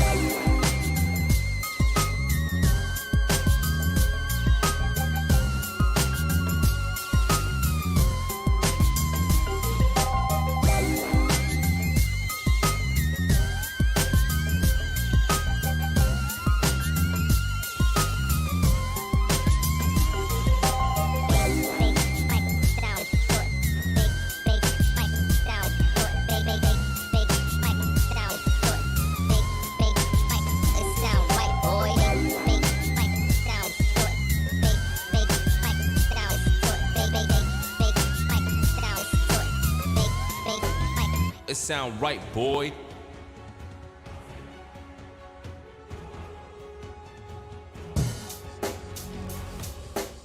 Check the mic and make sure it sound right, boys.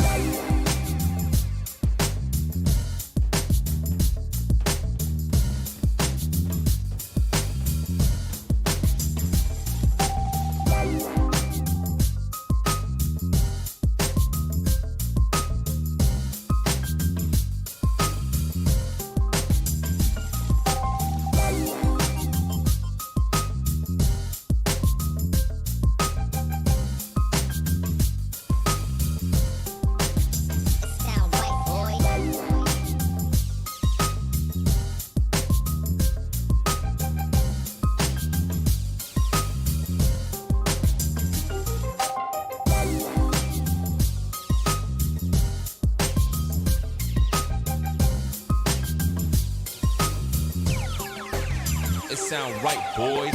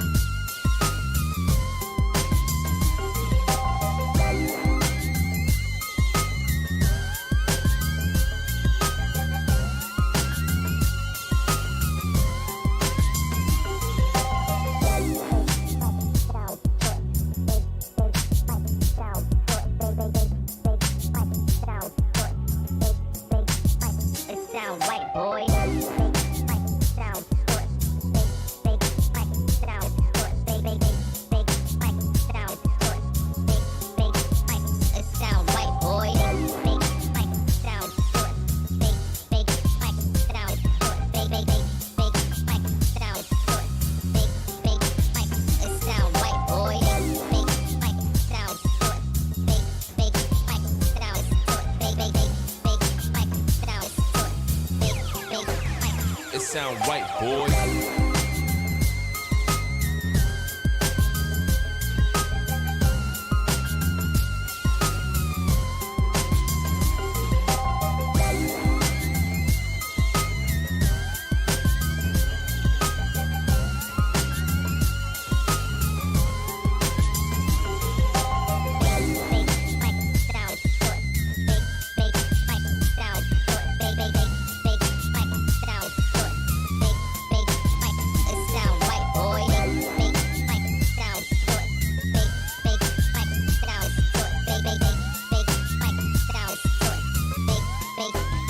It sound right, boy.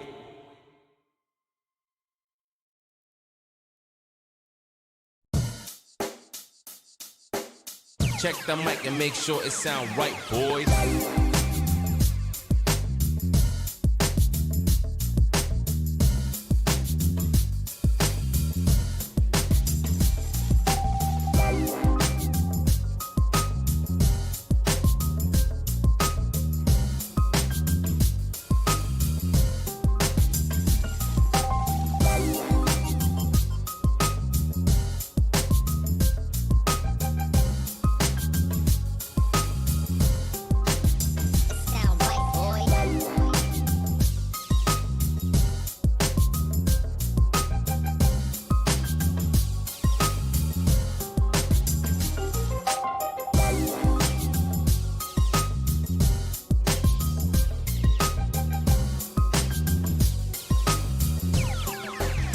It sound right, boys.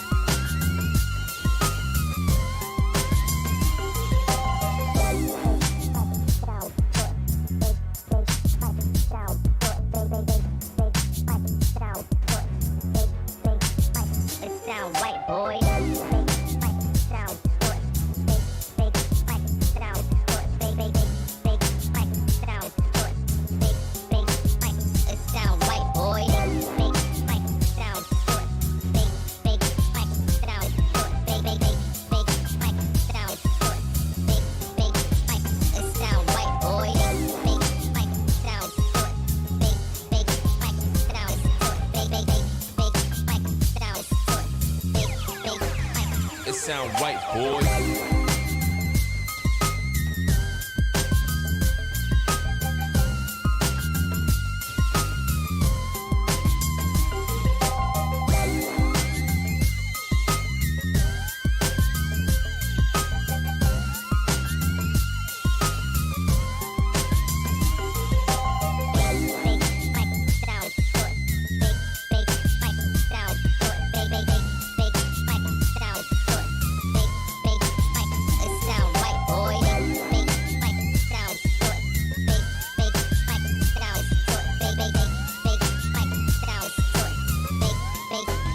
It sound right, boy.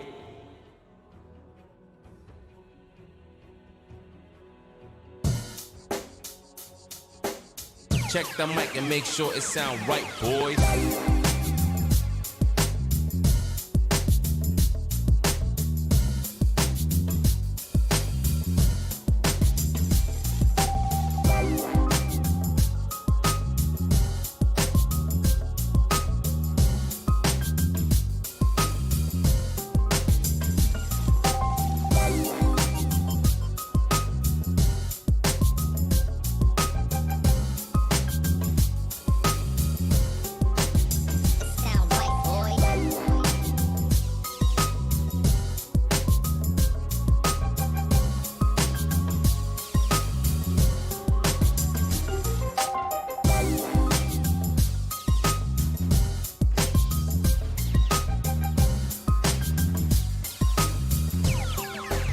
It sound right, boys.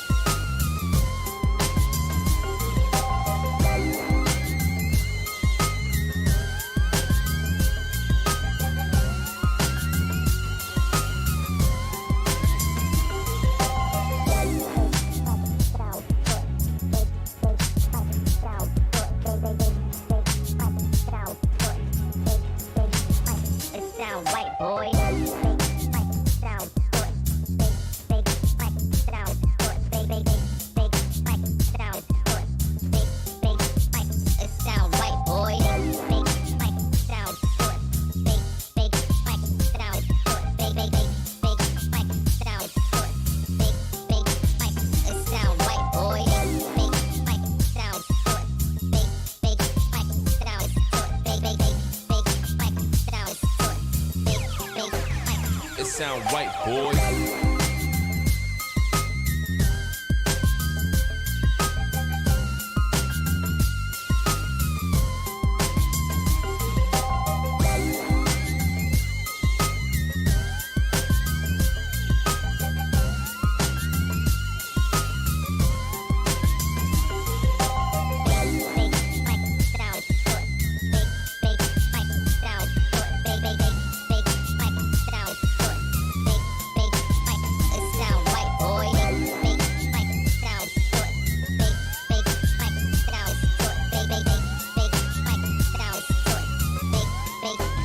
It sound right, boy.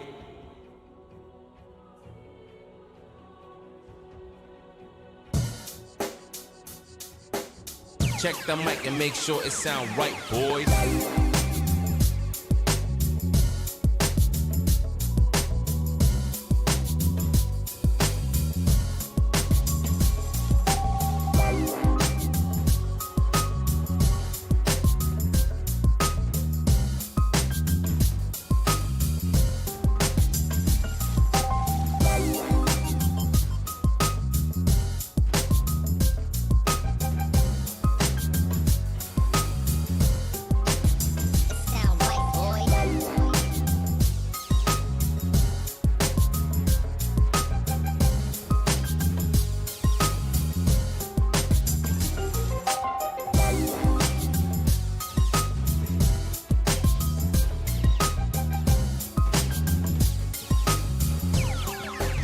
It sound right, boys.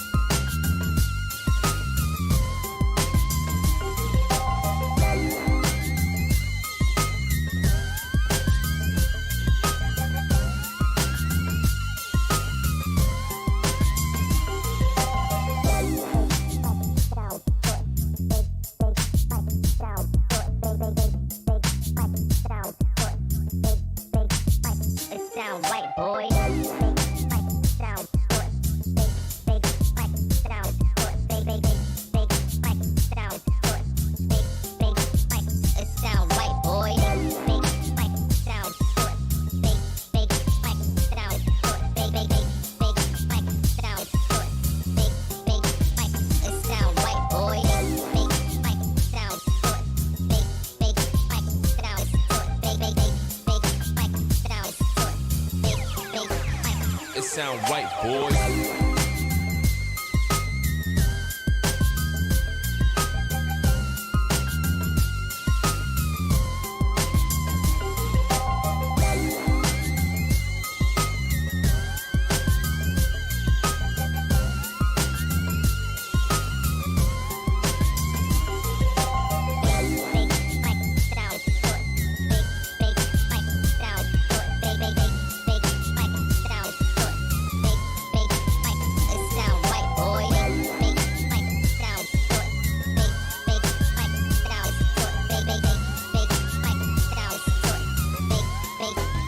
It sound right, boy.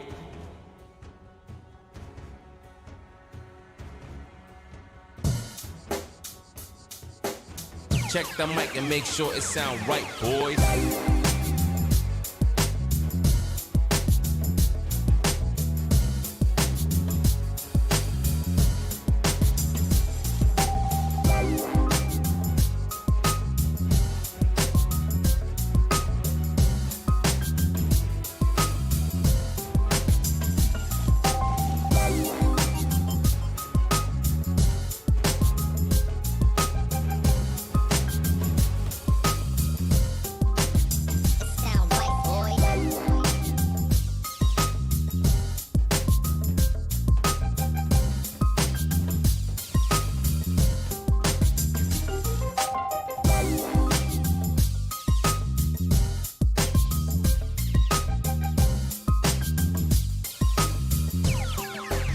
It sound right, boys.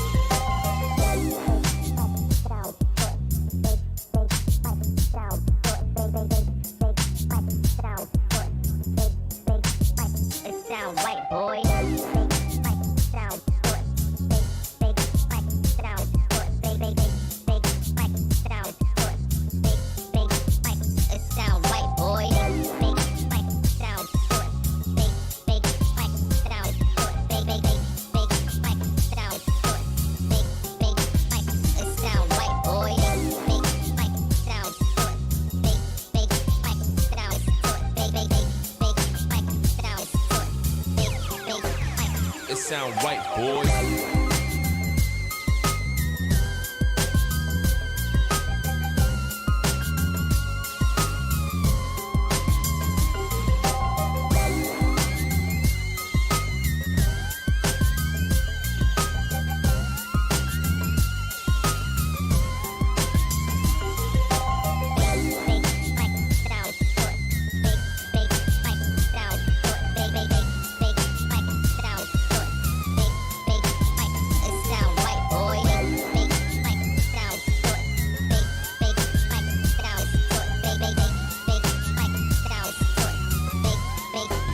It sound right, boy.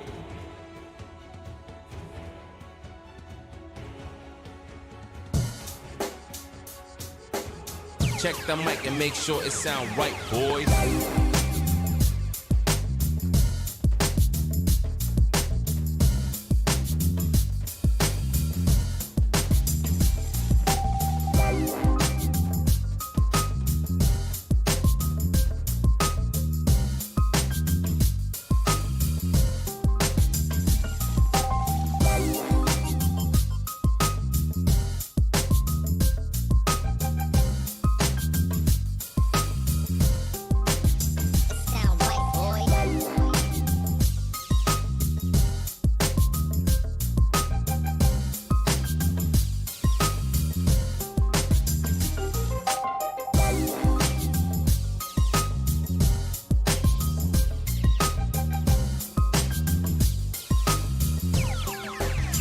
sound right, boys.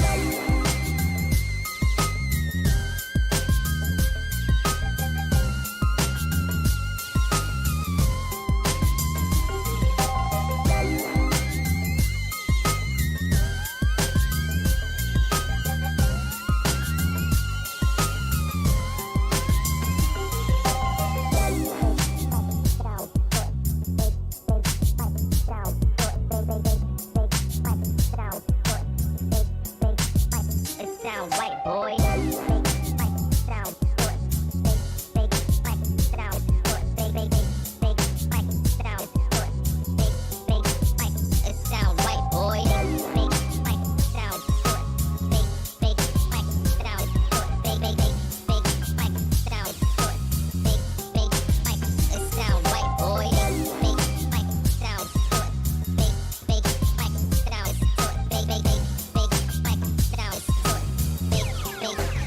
It sound right, boys.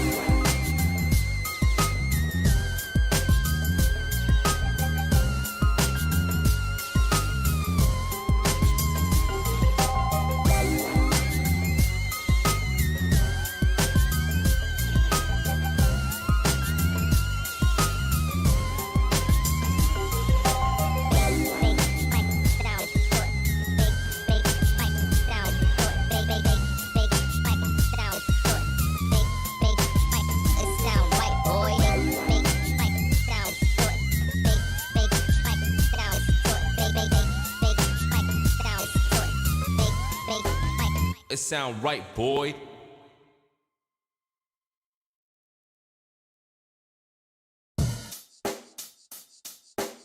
Check the mic and make sure it sound right, boys.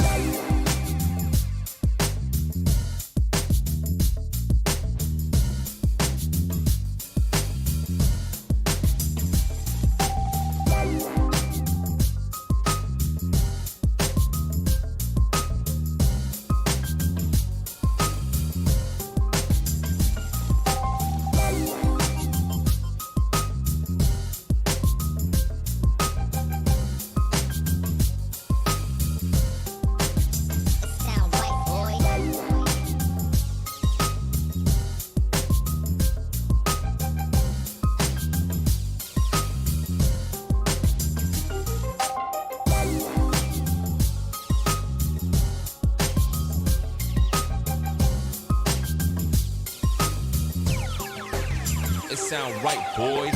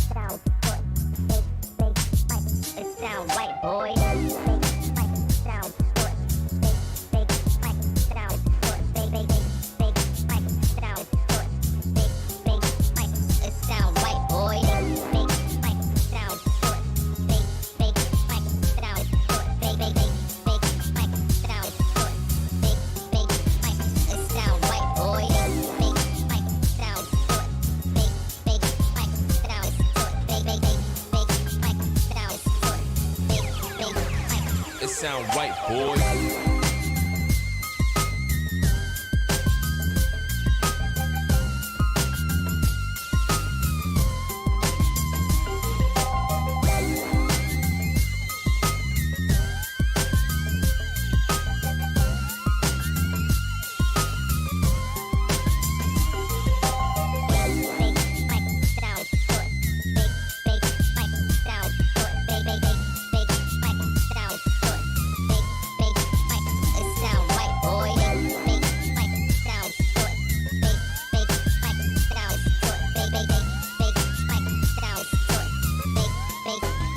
It sound right, boy.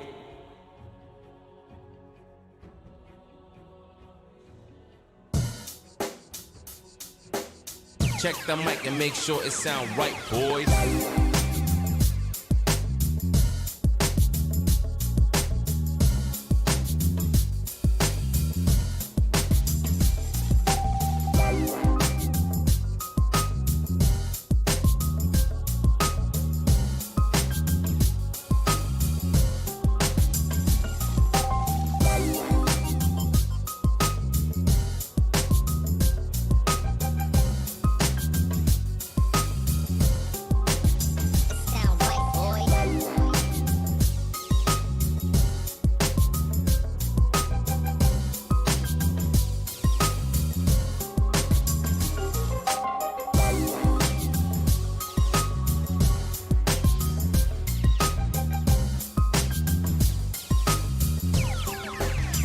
sound right, boys.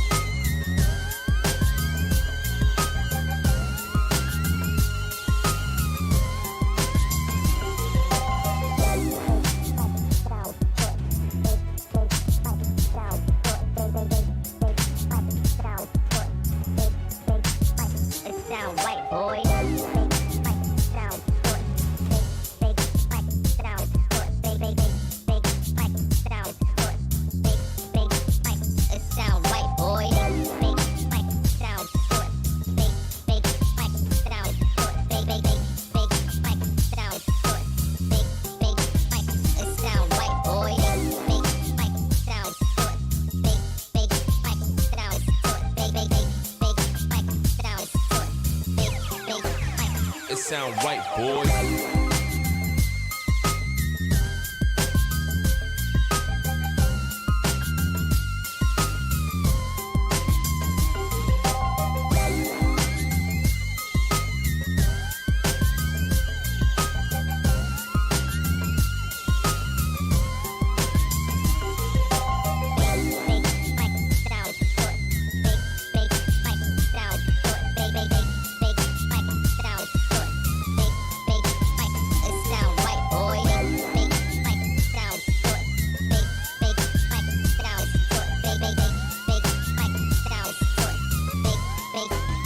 It sound right, boy.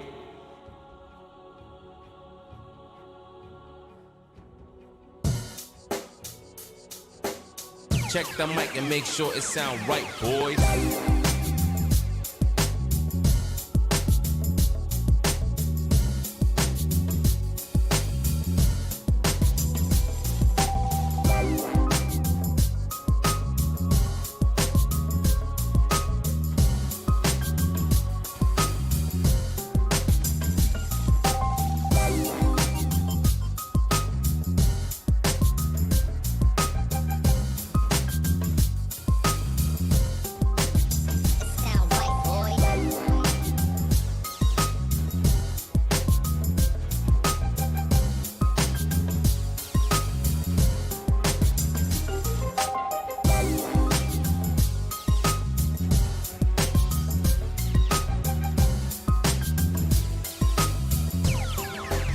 It sound right, boys.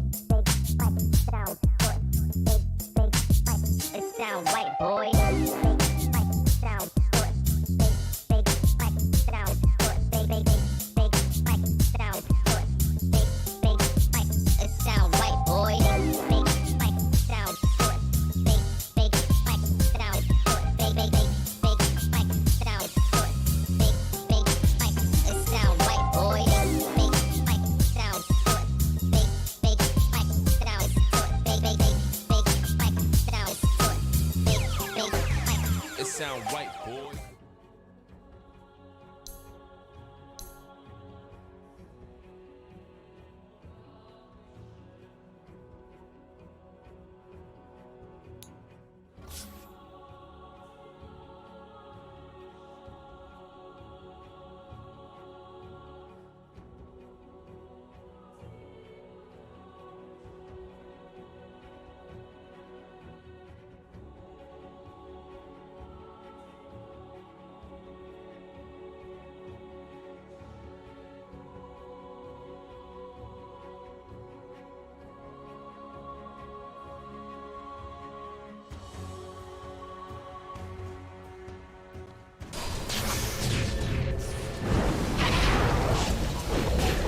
Okay, slightly missed timing there with the spear, so I think Rune's going to be okay. But now, reinforcements are coming. Tomato wants in. The Chrono's at the ready. Can they find it? He's going to go for it. They've connected onto Gunner.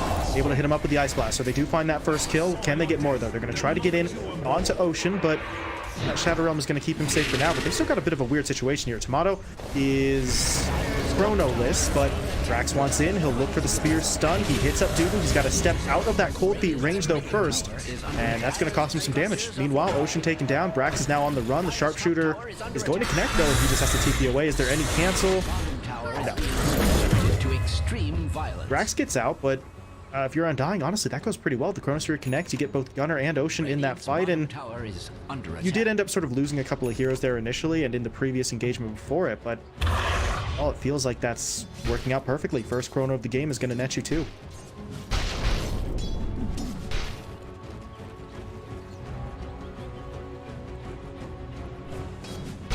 Sorry, I just noticed that Dire's bottom tower is under attack.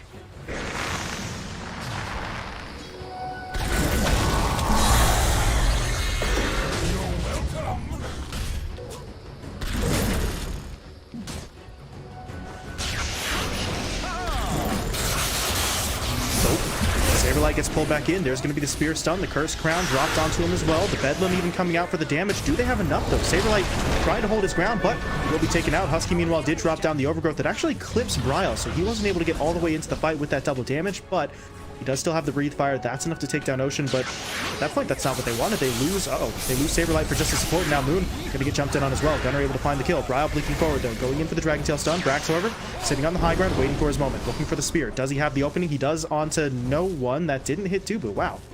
Now Gunner, they need to get him out of here. He doesn't have enough mana. He's trying to zip away, but he's not going to make it. Dire's middle tower.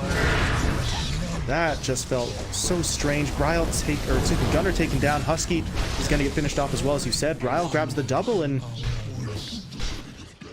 I don't really know. It feels like Gunner probably could have just, or should have just backed off there, tried to sort of get back onto his own side, but maybe he felt if he retreated there, they were going to be able to sort of lock him down anyway, so he takes a risk, but it really doesn't pay off. Undying are able to find those kills.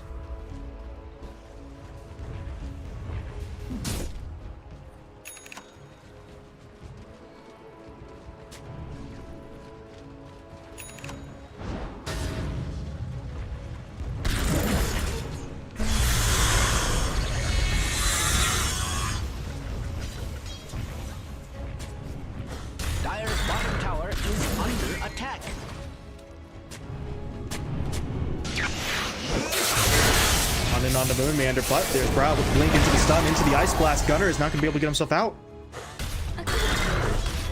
What a bait from Moon Meander. I mean, he's just standing there.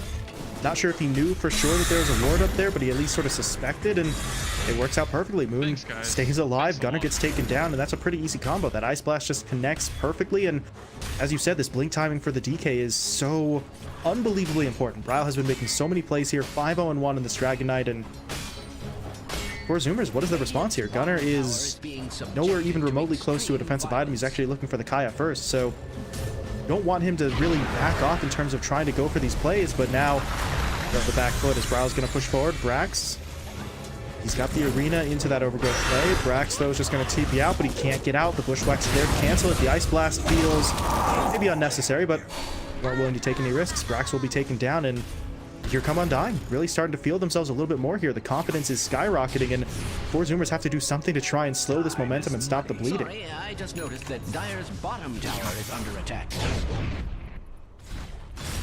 Radiant's middle tower is under attack.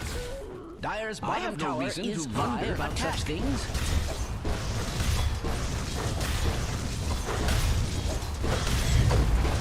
I don't mean to be honest, but Dire's bottom tower is under attack.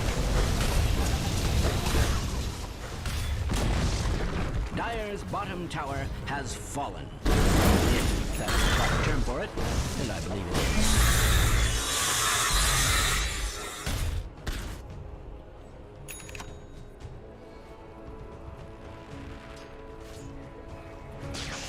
Here I am!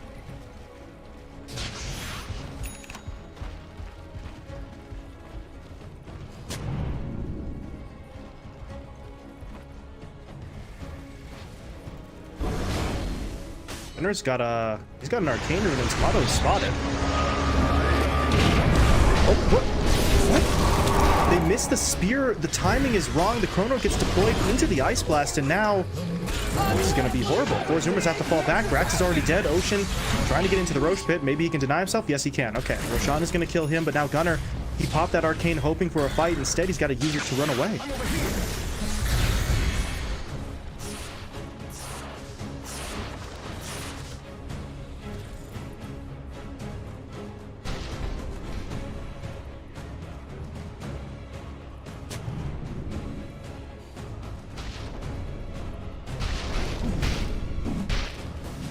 Dire's top tower is under attack.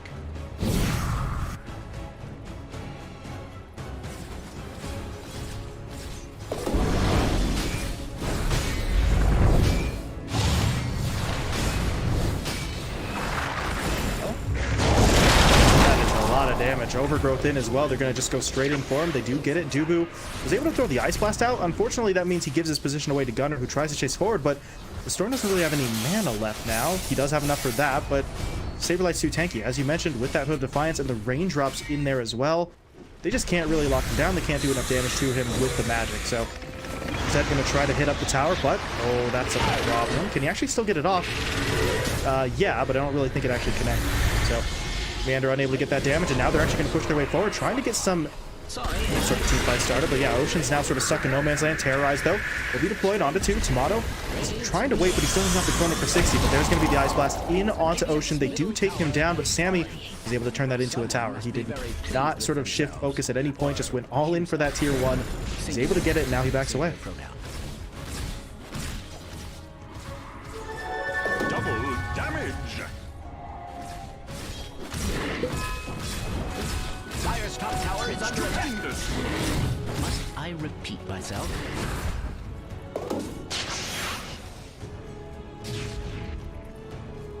Dire's top tower is being attacked like nobody's business.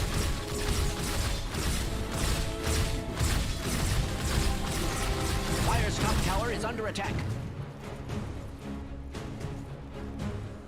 Radiant's bottom tower is under attack. Radiant's structures are forcibly fortified. Dire's top tower is being attacked like nobody. Radiant's bottom tower is being subjected to extreme violence. Dire's structures are fortified. They are Dire's top tower is under attack. Radiant's bottom tower has fallen myself. Dire's top tower is under attack.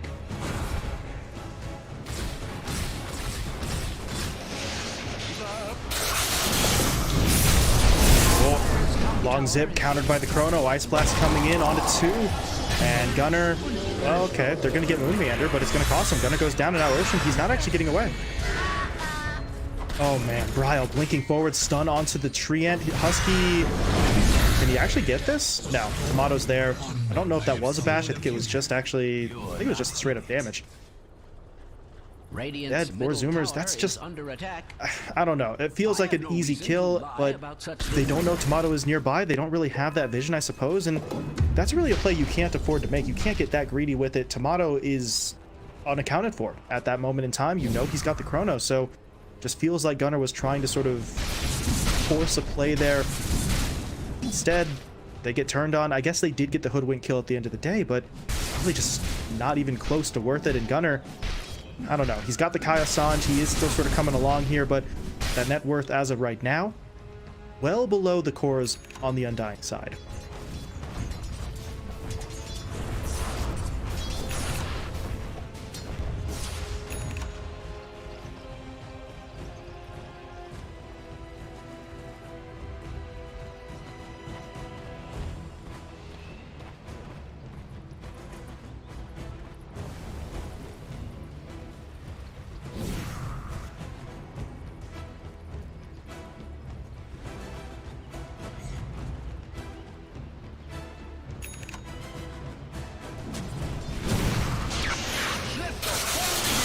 They do pop the smoke, but they do see him, so they will jump in. Quick and easy kill. Ice Blast off the mark, and Tomato, without the Chrono, can't really do much here. He's got to fall back. Saberlight's going to be able to sort of just cover his retreat to a certain extent, but if you're Zoomers, you got to kill. That's going to count for something, but that's about a 3 or 4 man smoke that gets you in onto AA, who's maybe not crazy valuable, but kill goes your way. You've got the Blink Dagger now purchased up by Brax. It's on its way out to him, so you're starting to hit those item timings for 4 Zoomers, this is where they could really start turning things around in terms of the aggressive teamfight initiate.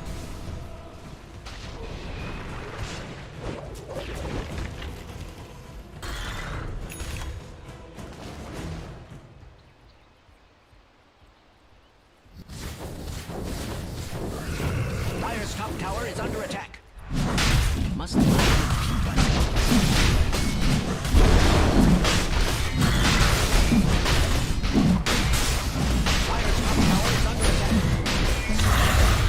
Radiant's bottom tower is under attack. Has that ever been called for under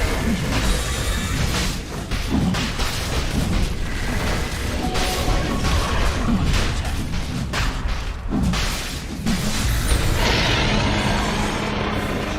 Roshan is the latest. Radiant's middle tower is under attack. Not really seeing that mass sort of risk taking at this point in time. It's relatively, I wouldn't say passive, but cautious. They're not really going to do anything that'll open the door for that counter initiation, although now see the 5-man smoke with the Aegis in hand, so this could be the fight that they want. They've got to be a little bit careful about their positioning though. The first hero they'll run into is Brax. Yeah, immediately breaking that smoke. They're looking for him. They do get him.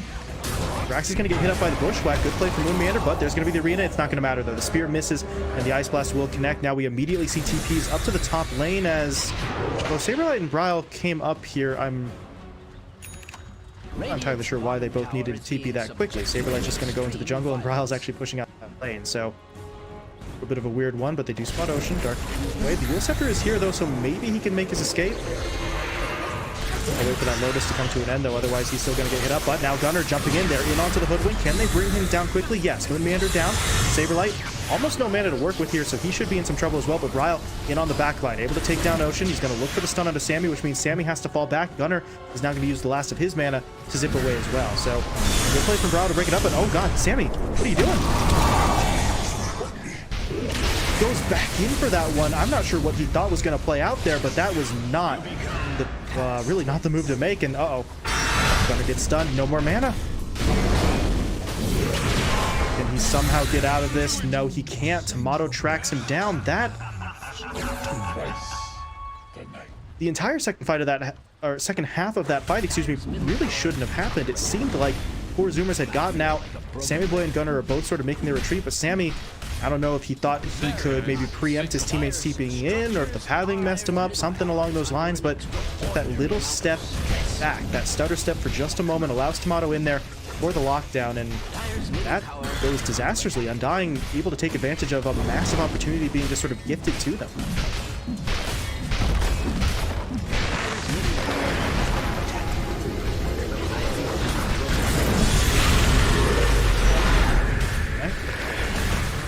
Ice Blast, though, is coming in, so that's going to do a little bit of damage in response, but it doesn't save Saberlight's life, and Sammy, yeah, better safe than sorry. Pops the Sunder there to swap HP. It would appear Radiant's top tower is under attack.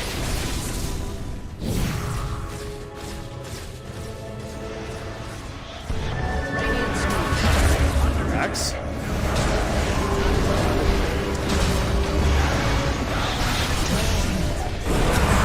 Okay, he doesn't use the wand charges there. Husky's going to come in with the Orb Growth, and Sammy, okay, sneaking around the back line. Moon Meander taken down, but that's the only kill they've got so far, and Husky, and he's not getting out. Bryle and Tomato lock him down, and as you were sort of saying, I'm not entirely sure why they sort of seem to have this obsession with Moon Meander, but it's going to cost him. Sammy's going to get hit up.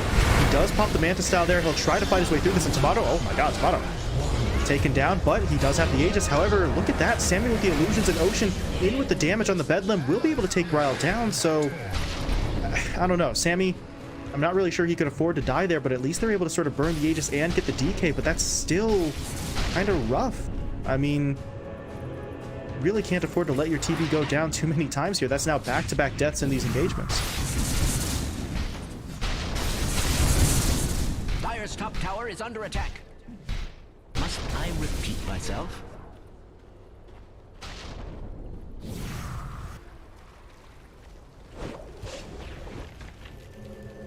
Dire's top tower is being attacked like nobody's business.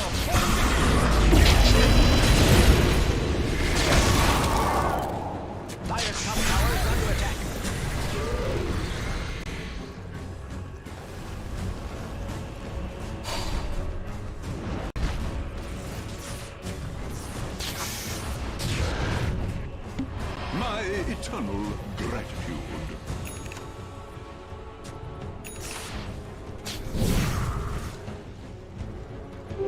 Invisibility. Feels like right now, Tomato is sort of full steam ahead, while Gunner is the one who's sort of playing a little bit afraid. Not willing to go all the way in there, and Tomato get this. He's got the invis, but there's going to be the detection. The Yule Scepter will be thrown out by Ocean, and that should sound the alarm well enough for 4 Zoomers to get... Brax will blink further forward up the lane and should be able to TP out before Bryle can... Maybe he could have blinked for it, but Bryle didn't really have any reason to suspect that's where Brax was, so... Everyone on 4 Zoomers will fall back successfully. All the while, the TB, I mean, just trying to take advantage of the time. Farming up while he can, looking for the Scotty into the Aghanim Scepter play, so... More damage, higher health pool, you'll have that sort of wave of terror to potentially turn things around in the middle of some of those fights, so... It's not, I'd say, bad itemization, he just needs more time to get. Must I repeat? Scotty is now finished. Dire's top tower is being attacked like nobody's business.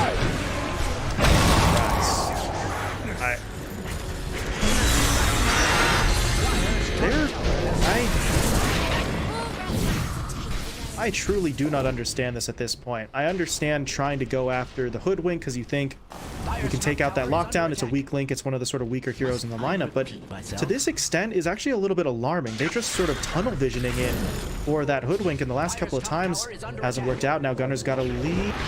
Oh, they got him. Not sure they needed it, but Tomato not willing to take that risk. They get the kill. They don't have to use a Chronos, or excuse me, a BKB charge. And now what is going on up here? Dire's top tower is being attacked. Interesting maneuver. I don't know if Sammy Boy really wants to fight, and yeah, he's going to back off of it. But Undying, they're just taking advantage of this. 4 Zoomers, just weird positioning. Brax going in for the Hoodwink really by himself. Gunner sort of getting caught out in the south side jungle. It's just questionable, really, across the board here. Dire's tower is under an extraordinary amount of stress.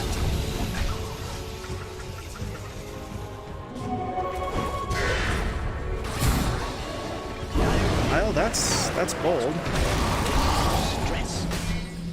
Ice Blast came through, Sharpshooter thrown out as well. The ladder does hit onto Sammy, but really going to be able to do much more with that one. But Ryle, and it's not like he's punished for that, so why not? No harm, no foul, I suppose. Just get in there, see what you can get, and he did have the haste rune sort of bottled up to bail himself out if he did get caught, so it seemed a little bit weird, but it's a relatively low-risk play out from your Dragon Knight, and when it doesn't work, you just back yourself away. You're able to get... Ooh.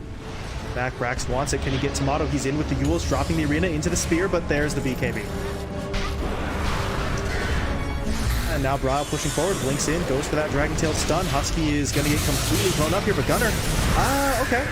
He's in there with that Electric Vortex. They've got the Terrorize down as well. Saberlight will fall. Bryle will pop the BKB. They got the Disarm in with the Halberd onto the TB as well, so that's going to slow him down. But Brax back into the fight. Overgrowth coming through, burning through that magic community. Bryle is locked down. They'll finish him off. Tomato now really doesn't want to be here. He's going to walk away. No Chronosphere to deploy, but Gunner wants to chase after him, but where's the mana? He used it all to zip his way forward, so Tomato's going to be able to time walk himself away, but 4 Zoomers still chasing that Bramble, though. Will not connect. The Reflection, though, is still in onto him, but at this point, yeah, Tomato's just too fast. He's able to get away. He's even got the talent for the time walk CD reduction, so you're not catching up to that. Fantastic fight for 4 Zoomers. That's exactly what they needed.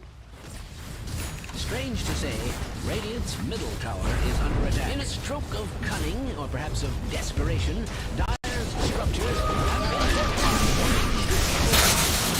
Whoa, Gunner. They're in. They want the Hoodwink. They've got it. They get the Spear Stun down onto Tomato. Not going to be able to lock him down fully, though.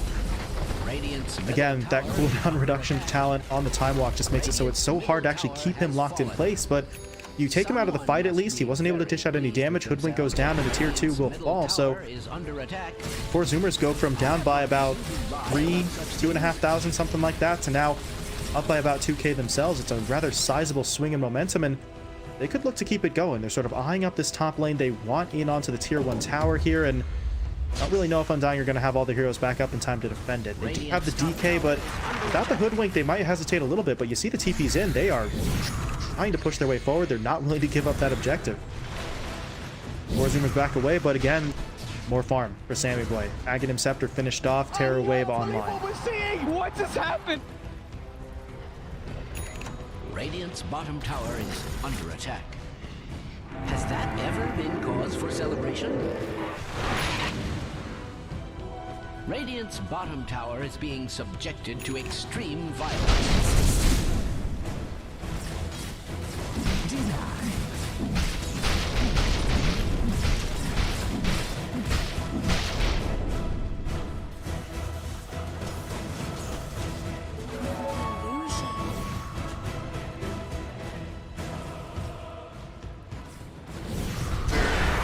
Sammy. They jumped on a good force staff though into the overgrowth. Okay. Sammy's falling back. Husky gives his life, but that's working out perfectly for them. But there's going to be the chrono. They need to terrorize. They are going to be able to get it, but Tomato had already popped the BKB, so he doesn't care.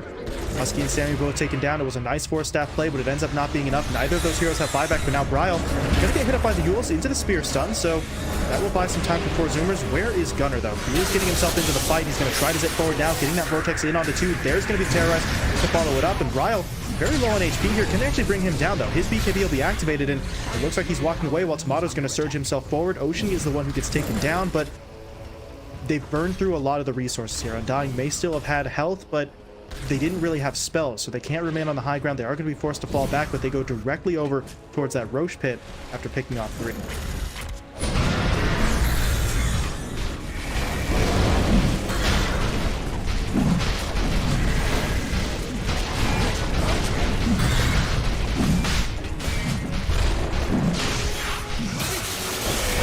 Gunner. He got the, I think he got the cheese. He got the cheese, and yeah, this is going to be a problem. He's got to get himself out of here. There it is. But hey, it's cheese out of the Undying hands. That's still going to count for quite a bit. You have the Aegis up on the Faceless Void and Shard. I think Dubu took it. Unless he purchased his own. He does have the upgrade.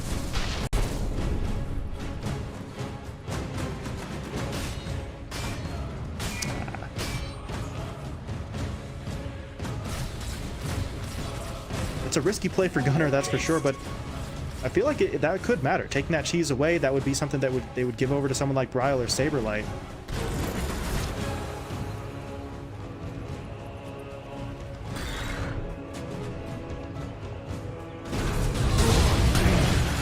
Yeah, he is going to get hit up there. The spear is actually not really going to lock him down. Meanwhile, Ice Blast in onto Brax, but here comes Gunner. Gunner zipping forward. They're going to look for the Hoodwink. Can he somehow get himself away?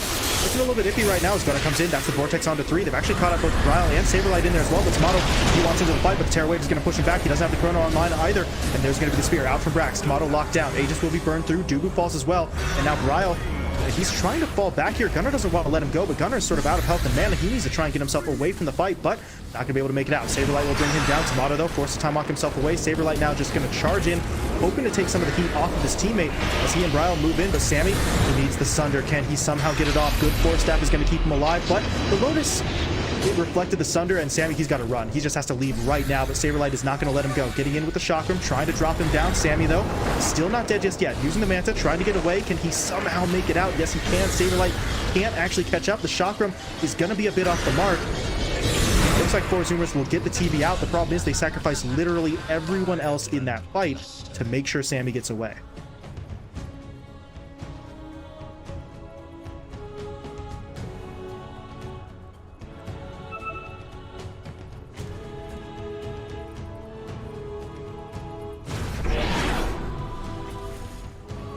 Dire's middle tower is under an extraordinary amount of stress.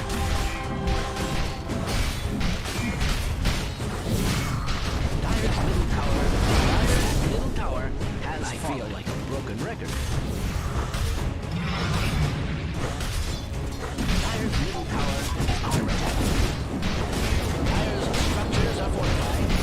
They are looking robust. Dire's middle tower is under an extraordinary amount of stress.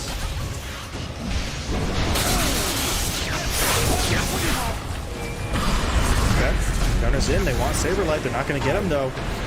Terror Wave hitting up onto 2, but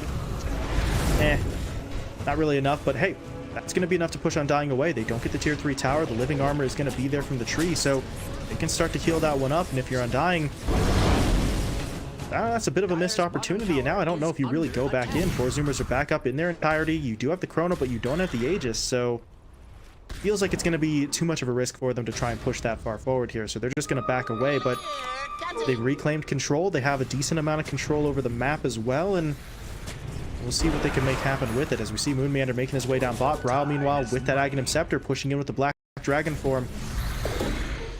Find, as of right now, nothing. Oh, okay. We do see the tree. Can they get him out? Got Vortex down onto 2, but he quickly realizes there's a few too many heroes there. Don't really want to get involved in that one, so gonna be able to back away, but that gets Husky out of the fight, and the Overgrowth is still in play. Dire's bottom tower is under the Dire. Their bottom tower has fallen.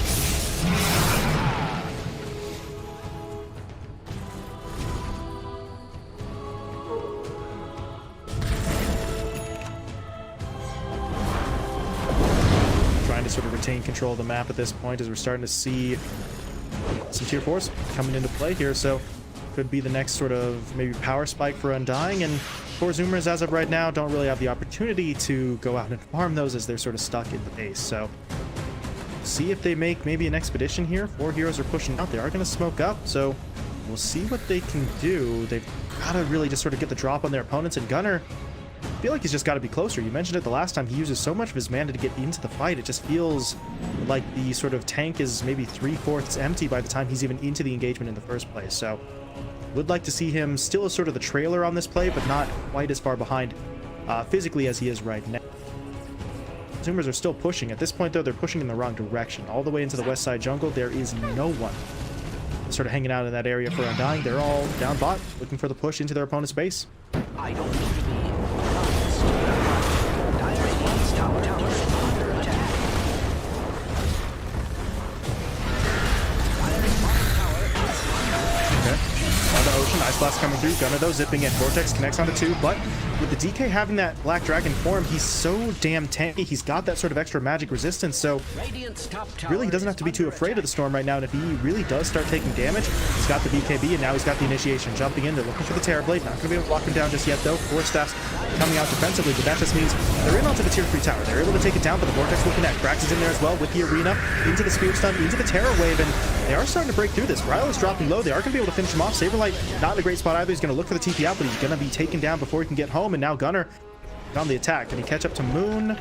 Well, he can, but the Bushwhack is going to sort of hit him up. Gunner, though, not giving up on this one. Pushing forward, still needs more mana, however, and I feel like I've said that way too many times in this game. Gunner needs more mana is just the sort of unfortunate catchphrase of this match, but they do still win the more important fight there. They get 2 core kills. They take out Dubu as well. They weren't really able to do anything to Tomato as the Faceless Void just sort of cleared out in time, but the high ground defense kind of works out for them. Tier 3 tower dead, but some nice kills going their way in exchange.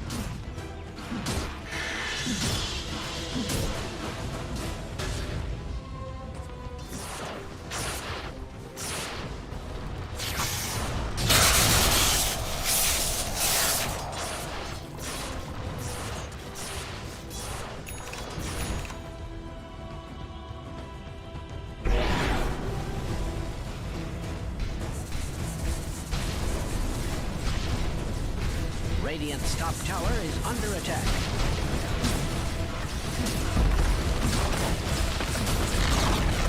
Radiant's top tower has fallen.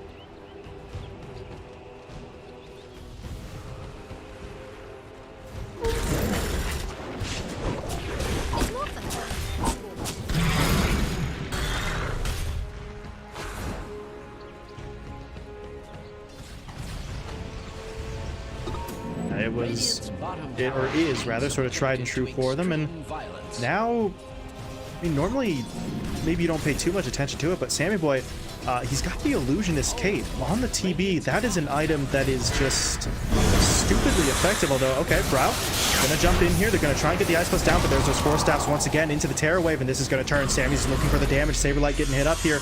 There's not enough of a response from the rest of the lineup just yet, though. And Radiant's bottom now, if you're Sammy, that was only the Terror Wave, not the actual meta. So he's gonna be able to hold on to the sort of longer cooldown spell there. And if you're Undying, Radiant's bottom I mean, that was a play that under attack. 10, 15, 20 minutes ago, you make that, you got it. Sammy's dead. Really just no sort of other way about it. But now it's not as secure.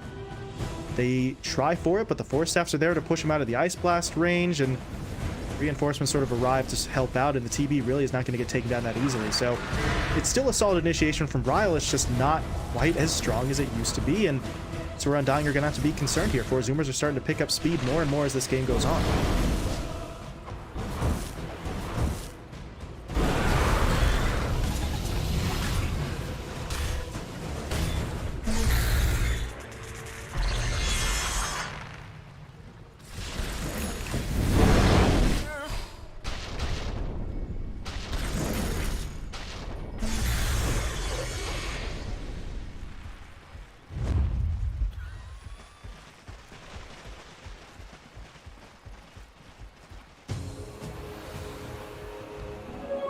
Regeneration.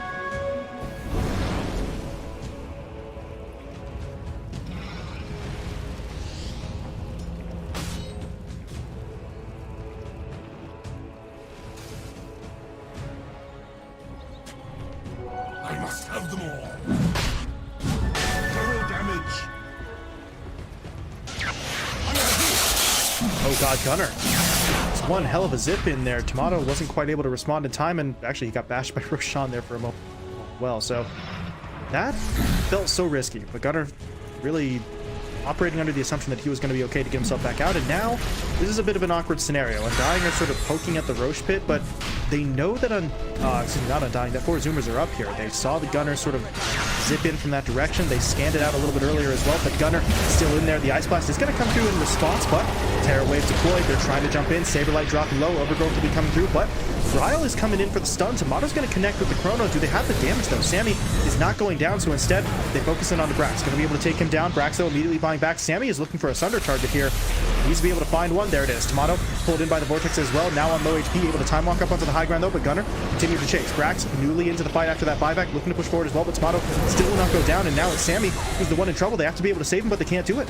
Sammy goes down, and Undying are going to start to turn this fight. Saberlight, Timber chaining his way forward. Buyback coming in immediately, though, as Gunner is actually looking to TP out. Ryle. Okay. AoE Dragon Tail connects. They don't hit Gunner, but they get both Husky and Brax. Brax just fought back, so he's done. He's out for 100 seconds, and Undying think they have control here. They could just try and turn around for the pit. Sammy, what can he do here? There's no meta. There's no Terror Wave. Brax, who's a lot of that sort of lockdown, wouldn't be available to help them out either, but they're still trying for it. But Ryle, another stun in onto two. Tomato going to try to time walk his way forward as well. They want Ocean first. They're going to try to bring him down, but Gunner into the middle of this fight. He locks Tomato down with you. That leaves Sammy on the front line. They really can't afford to lose him here. He's already committed the buyback. They have to keep him alive, but he's dead. Ice Blast comes in. Sammy's gone, and honestly, that might not just be Roche. That could be quite a bit more. Yeah. Oh boy. Regeneration. I'm certain no one here will forget where they were when the Radiant seized their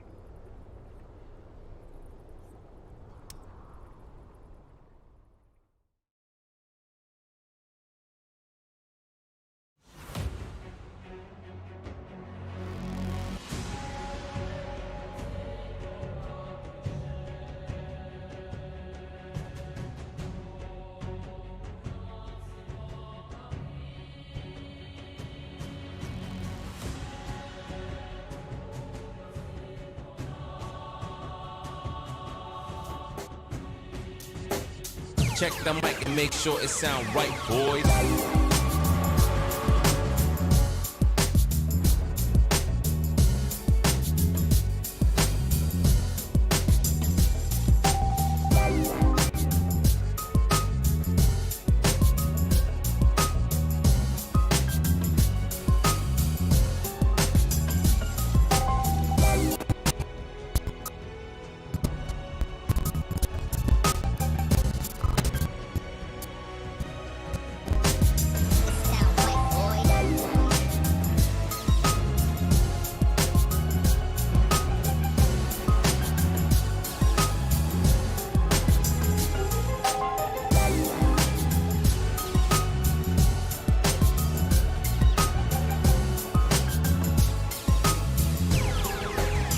Sound white boy. It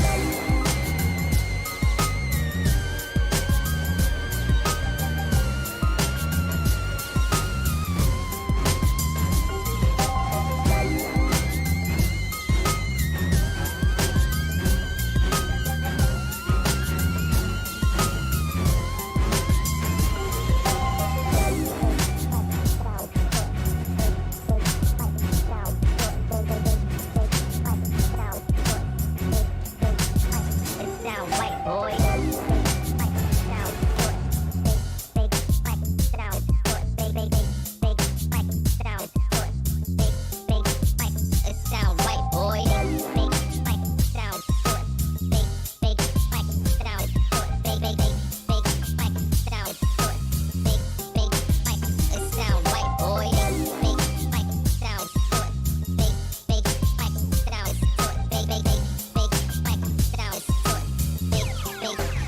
It sound white boy. It sound white boy. It sound white boy. It sound right, boys.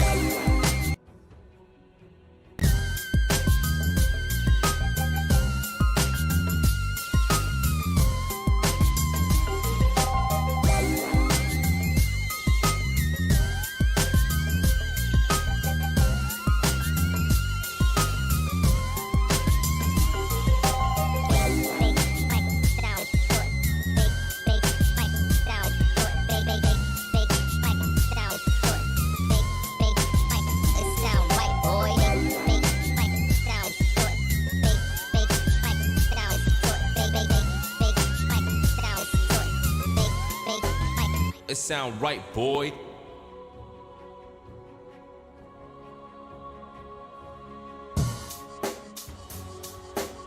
Check the mic and make sure it sound right, boys.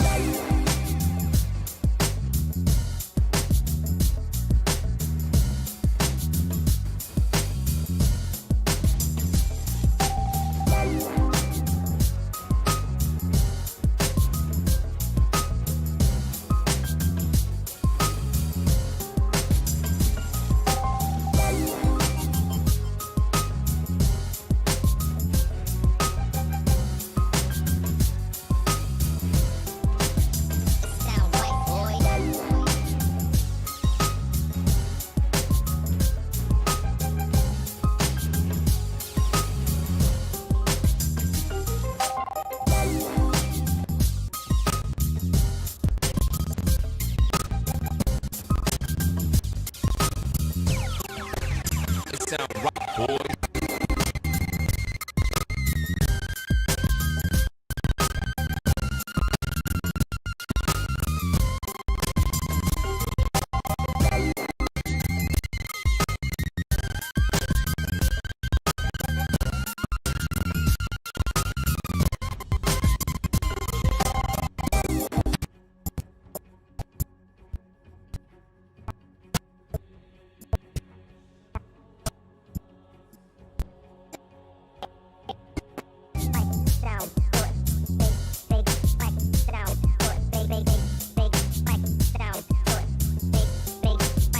sound right, boys. It sound white boy. It sound white boy.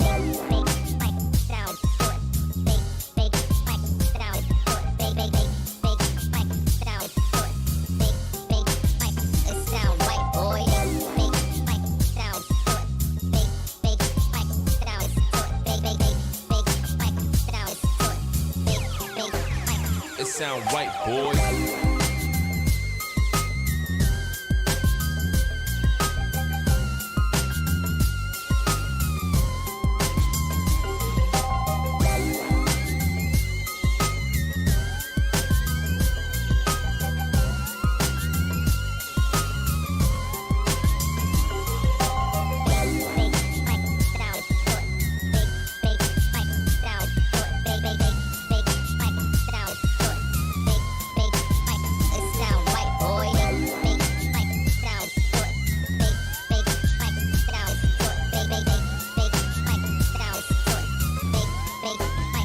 sound right, boy.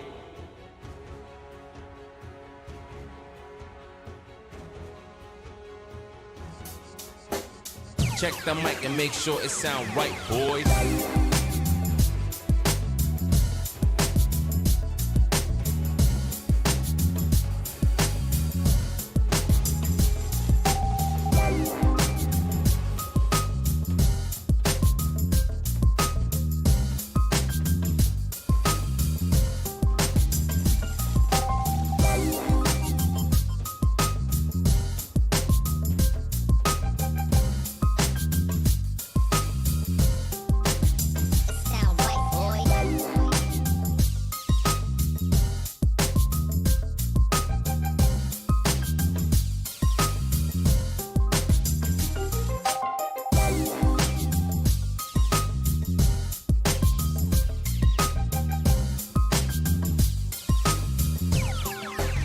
Sound right, boy.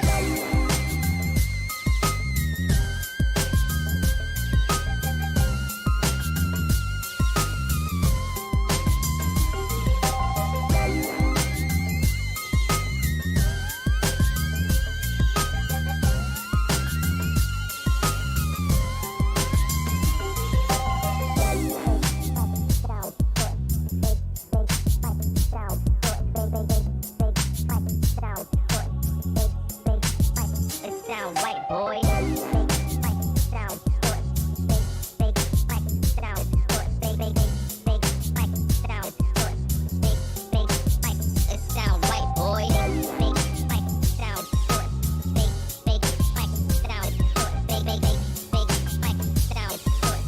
Sound big, sound it sound right, boy.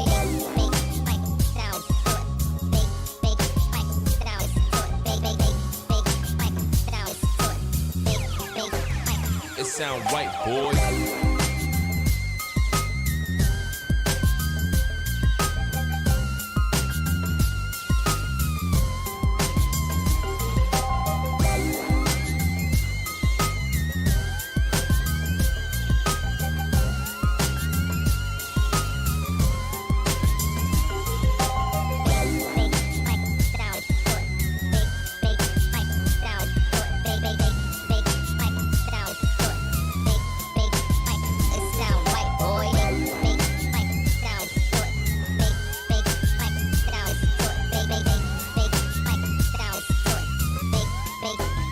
It sound right, boy.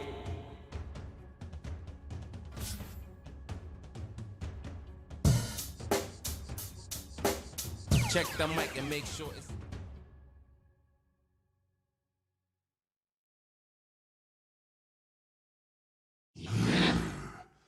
Radiant team ban.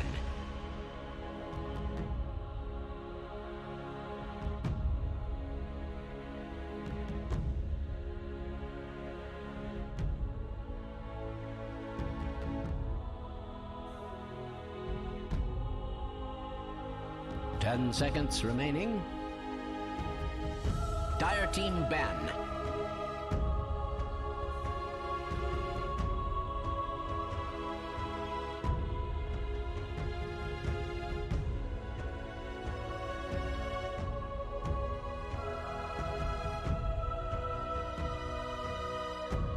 Ten seconds remaining.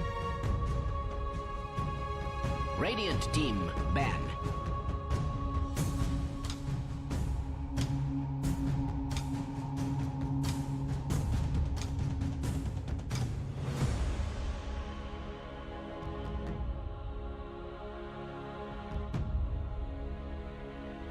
Ten seconds remaining. Just really everything falls apart on that 5 last fight seconds around the Roche remaining. pit, and now we see Undying once again valuing up that ancient apparition. Dubu really was a large part of the success for them. Without those ice blasts in a lot of situations, they could have ended up sort of losing some of those earlier fights that really swung their way. So they go in for the AA again, and now they're going to be presumably putting Bryle on this Templar Assassin. As we said, I believe the last time we saw Bryle TA in the previous series, it's sort of too strong in his hands, and really mentioned we're sure Tomato could play it in that position one role like a lot of other teams are doing, but have someone like Bryle who can just get so much out of it, there's really not much of a need to switch it out of that middle lane, despite the fact that as of right now, they don't even really know what the matchup would be for that TA. 5 seconds remaining.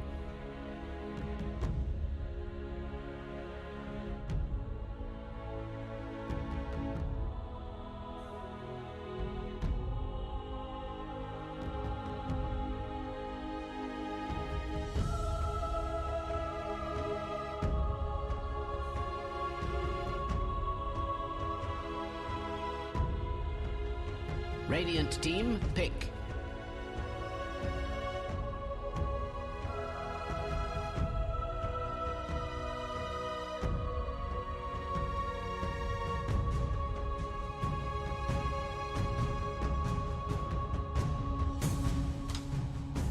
Ten seconds remaining. 5 seconds remaining.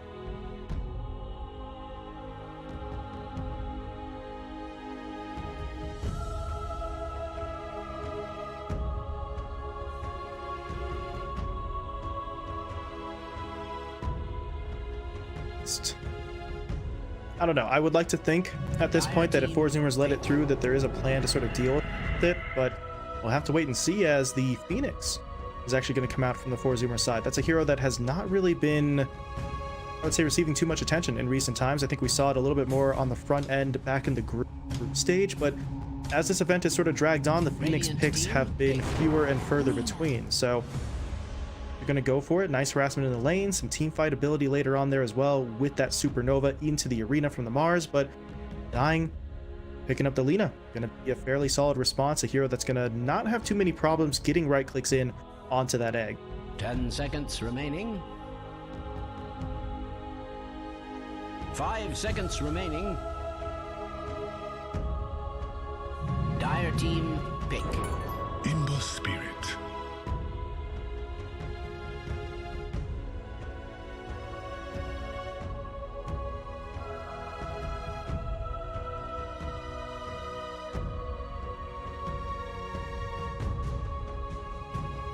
Seconds remaining. Dire team ban. Tide Hunter.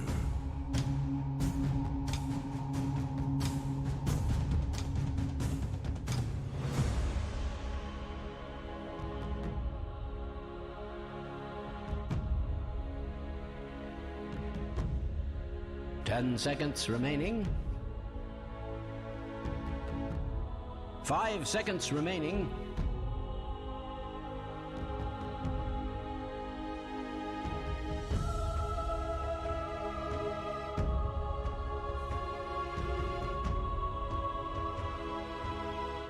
Radiant team ban.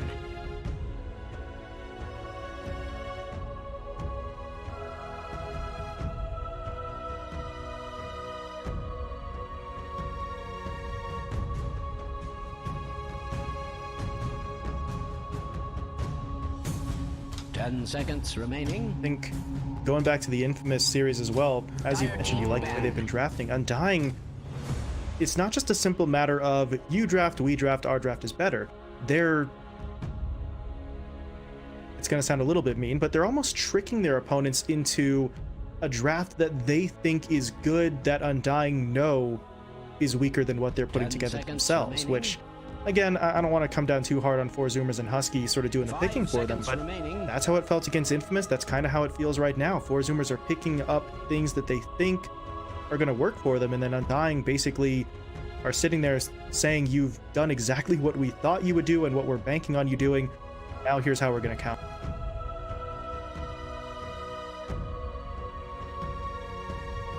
Radiant team ban.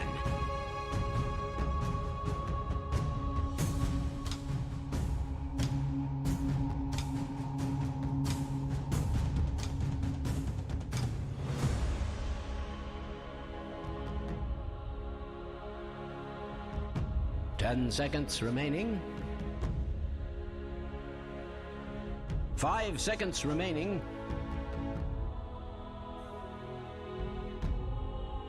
Player team, pick.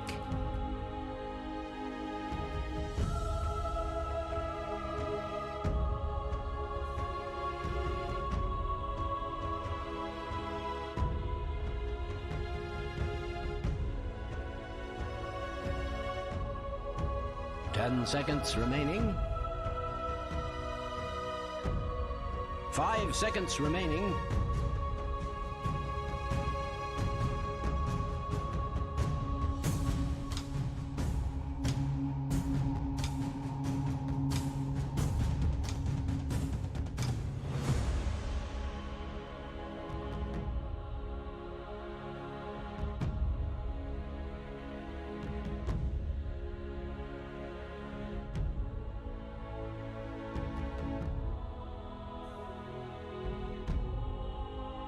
Pick and choose quite carefully. Meanwhile, for Undying, I mean, for Tomato at this point, he's still got his sort of options open. You've got teamfight ability in lockdown, you've got damage coming out from the likes of the TA, so... No, in terms of the heroes we've seen from him before, the Luna is in there. They could try that. You might be a little... Excuse me, a little bit maybe iffy in the lane early on, but something like the Luna, if it can farm up, you're really going to put pressure onto 4Zoomer. Sammy will have to match that pace, and it's going to give you another hero that can potentially deal with the egg, who can help take objectives. Radiant team, pick. You're a BKB away from being almost unstoppable, but yeah, the Wraith is going to come. Instead, they want something that just really doesn't have to care at all.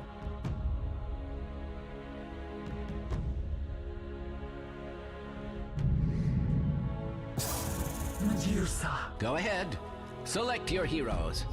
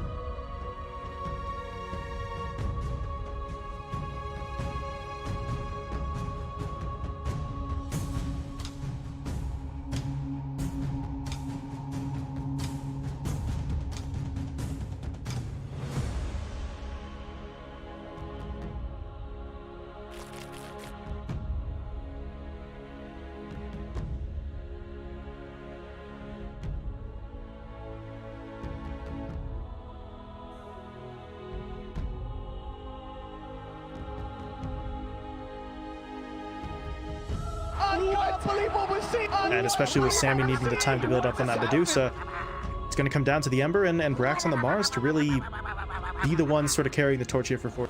They don't start off strong. If they're not able to make those plays, that's when things are going to get, a little bit more dicey for the 4Zoomer side. But if they can find that success, then they are the perfect heroes to sort of bridge that gap. When Sammy Boy's ready, then it really doesn't matter what Undying will have. They will always sort of struggle to get in onto the Medusa. It's never going to be sort of an easy kill for them.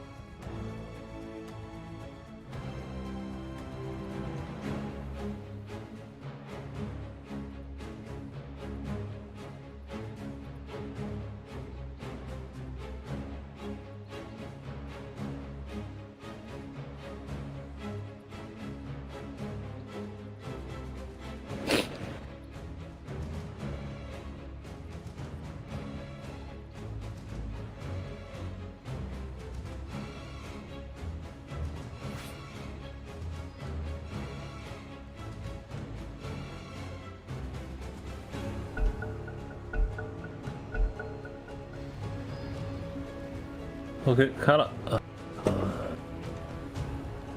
那 TA 打 Infamous KXY 那个中单的时候啊，这 TA 是压了火猫，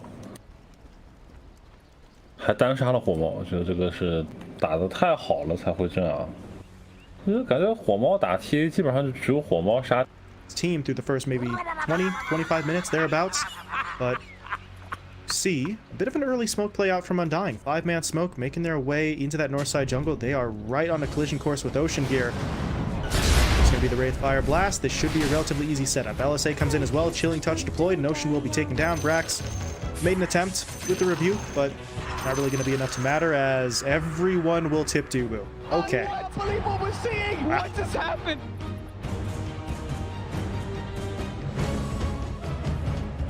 "30 seconds to battle." I can't believe what we're seeing! What just happened? Hello? In your face. Good Don't effort. resist the cobra, little bird.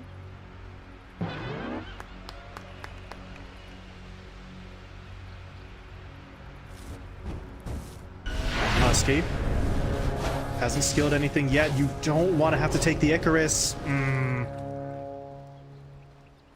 The battle begins. That's gonna make his lane feel just so awful. Level 1 Icarus dive, you just don't get to do really anything. So yeah, Husky just gonna have to hope he can hit level 2. He actually he had to salve there too to sort of eat away that damage. So this is rough, and especially considering Husky, he's not actually laning with the Mars. He is in that sort of position 5 role. He's gonna be the one down bot trying to sort of keep the pressure off Sammy, and without the Fire Spirits, that is quite a bit more complicated. But as of right now, looking for the tri-lane setup. Moon has moved his way top. Yeah. Okay, good play from Ocean for the D ward. The problem is, now he has to get away. Chilling Touch still comes through, so he is slowed up. But yeah, without the LSA, they really do this. He's going to continue just dishing out a little extra damage, because why not? Ocean can't stop him. Okay. No. Sits back. He's got to pop that salve. And now, if you're Brax, got to be aware of the fact that that Lena's maybe coming up behind you. So here comes Moon. It's way in. Brax is already going to start sort of rotating over towards that tree line, but they can still do this. They've got LSA. They've got themselves the Wraithfire Blast. Dubu has Chilling Touch, but not Cold Feet, but I think they can still make it happen as they are going to jump in. There's going to be the Wraithfire into the LSA. Brax dropping low. Can they actually bring him down, though? They need a little bit more damage, and they're not going to be able to get it.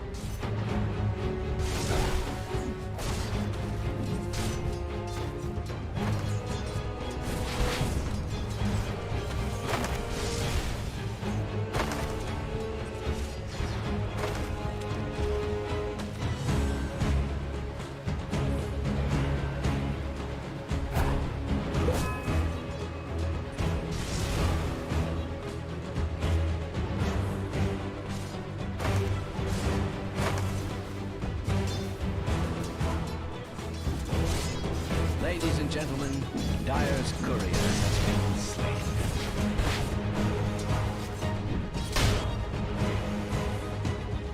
I take This no is pleasure in informing you working out Dire's incredibly courier well, and has again, been slain. there's really nothing Husky can do. He's just looking to sort of look to his own here, stacking and pulling. That's all you can do as the Phoenix with at level 1. So Saberlight's going to be able to enjoy that for a little while longer. Maybe once the Fire Spirits come out, there can be a little bit more harassment, but Saberlight's got 2 points up in the Kraken shell. A lot of instances, maybe the Fire Spirits hit, but he can still use the Anchor Smash to farm, and any right clicks coming his way are going to be significantly reduced in terms of actual damage output. So Saberlight's having a good time here so far, just looking to soak up some experience. Meanwhile, Ocean is deep in enemy territory. He and Moon Meander are just sort of having themselves a good time, tipping each other back and forth. But Ocean, I think, was maybe, let's say, looking for a creep, but he's not level 2 yet, so that wouldn't do him any good. He doesn't have the enchant. Now, who's going to hit him up? There's a Chilling Touch and a Cold Feet here, but Meander's too... Oh. Okay, I was going to say too far away for the LSA, but the Wraithfire Blast is there, and Ocean should be taken down. Moon Meander will be able to get the kill on Undying on the maybe, what, second or third attempt. We'll finally be able to make that happen. They just really needed to wait for Dubu at sort of second level.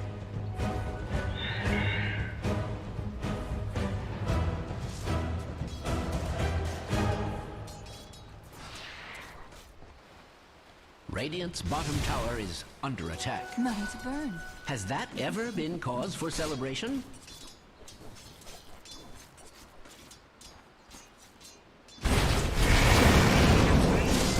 Brax. Mortal Strike comes in for the damage. The Cold Feet will stun him, and he's just dead again. Duba was even setting up for the body blocks just in case Brax came up out of that stun, but they don't need it. Tomato finds the kill, and it's starting to get a little bit concerning as Moon win that foot race. Kind of cheating a little bit with the LSA, but still. Nobody said you couldn't stun your opponent. Ocean gets locked down. Moon Meander grabs the Water Rune, and it looks like Gunnar is going to be able to get one for himself. So they do at least have some means of refilling that bottle, but no, Gunnar has not really had the opportunity to get too aggressive in this lane. He is slightly ahead of Ryle last hit-wise, but I feel like the TA is just going to sort of have stuff to fall back to. Do we have any stacks right now?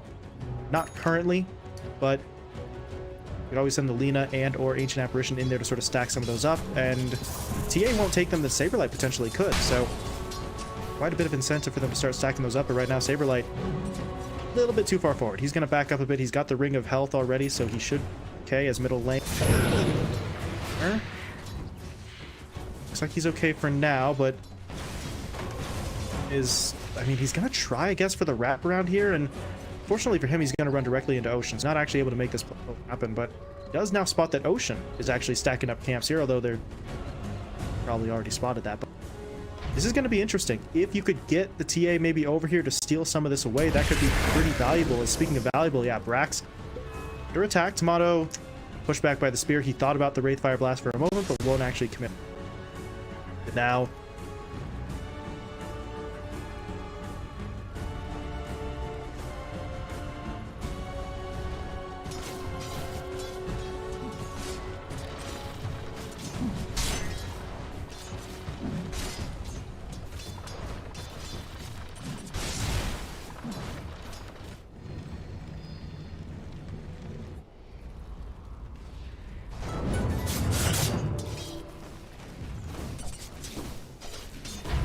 whole lot right now. At least the Medusa's still farming up relatively well a lot, but this was the problem. We were sort of talking about this. Gunnar and or Brax would have to sort of have strong starts here, and Gunnar's not doing too badly outside of maybe being a half level behind his opponent, but now, okay, I say that, gonna get hit up. The Chilling Touch into the Cold Feet doesn't actually proc onto him, so he should be okay. Now he wants in. Dubu, though, he's able to hold his ground. Ryle turning around with the DD rune. Oh my god, Gunnar just annihilated down. Saberlight in with the Ravage as well. It only actually hits onto Ocean, but that should secure them another kill. Phoenix had to dive away, so Husky's really not going to get involved in this any longer. He's actually slowed up by the trap. Do they really go in for this? Saberlight, he doesn't have the gush, but they don't need it. Yep, LSA for Moon Meander will connect. Chilling touches in. Saberlight gets the final hit. No, he doesn't. Moon Meander steals it away, but either way, 3 kills in the middle lane. Both of the supports and the Ember taken down, and I mean, Undying, they're just perfect so far. 6-0 through the first 7 minutes. Under attack.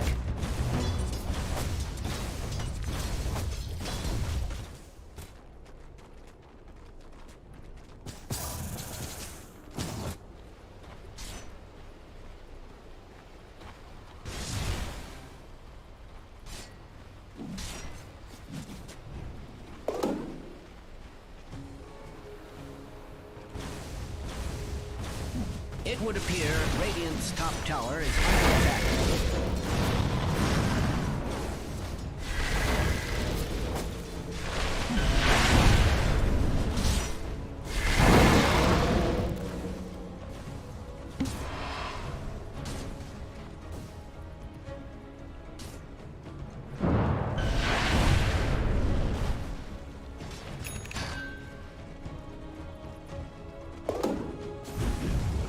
This is a little bit of what I was sort of talking about in the draft. It just feels like Undying so far today have tricked their opponents into picking what they think is strong, but plays directly into Undying's hands, as you mentioned.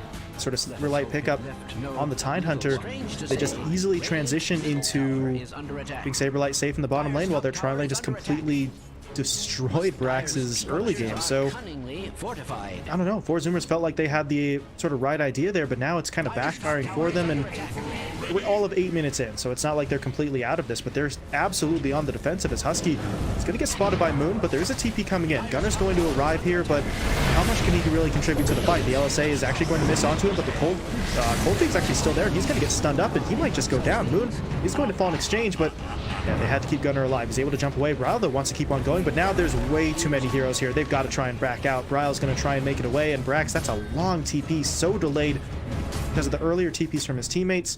Not going to be able to get in there for that arena. So, Dying very wisely backing away. They will lose Moon Meander, though, as Four Zoomers pick up their first kill of the match.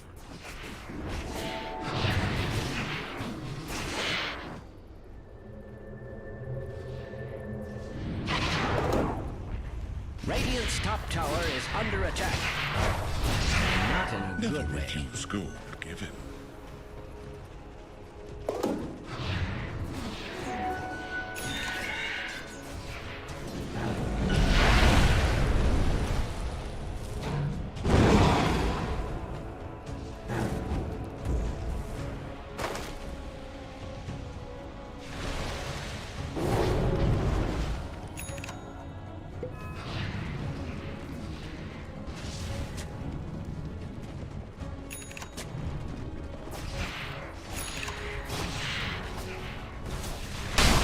Top tower is being attacked like nobody's business. Fighting into quite a bit, and Brow, that's a smart play, dropping the trap in there, but Gunner, he returned to the Remnant. They're going to try and give this a go, but there's the Ravage going to be deployed. Gunner's locked down. The LSA comes in as well, but that was actually pretty bad. Saberlight's not able to do a whole lot, and now he's going to get trapped up inside of the arena. He's still pretty durable, but you got to assume they're going to be able to bring him down, but they haven't done it yet, and now fight might start to turn. Saberlight will eventually fall, but Brow's trying to get in there for the damage. Can he bring down anyone in this scenario? Oh, but Wraithfire Blast deployed onto Ocean. The Enchantress is low. The DOT is not going to be enough, and the Dragon Slave actually misses, but there's going to be the trap. Ocean locked down. Tomato gets the kill, and eventually they're able to get something out of that, but when Saberlight just sort of threw down that ult, I thought it was going to be more, and now, yeah, Ryle's in some serious trouble. He does have a full sort of wand here, so maybe he's going to be able to bail out of this one, but no. Spear comes in from Brax. Gunner's there for the damage. Moon is now on the run, trying to get back under the tower, and it looks like he will be able to survive, but Four Zoomers able to sort of turn that one in their favor. Radiant's middle tower has been denied. I've never seen a tower more denied.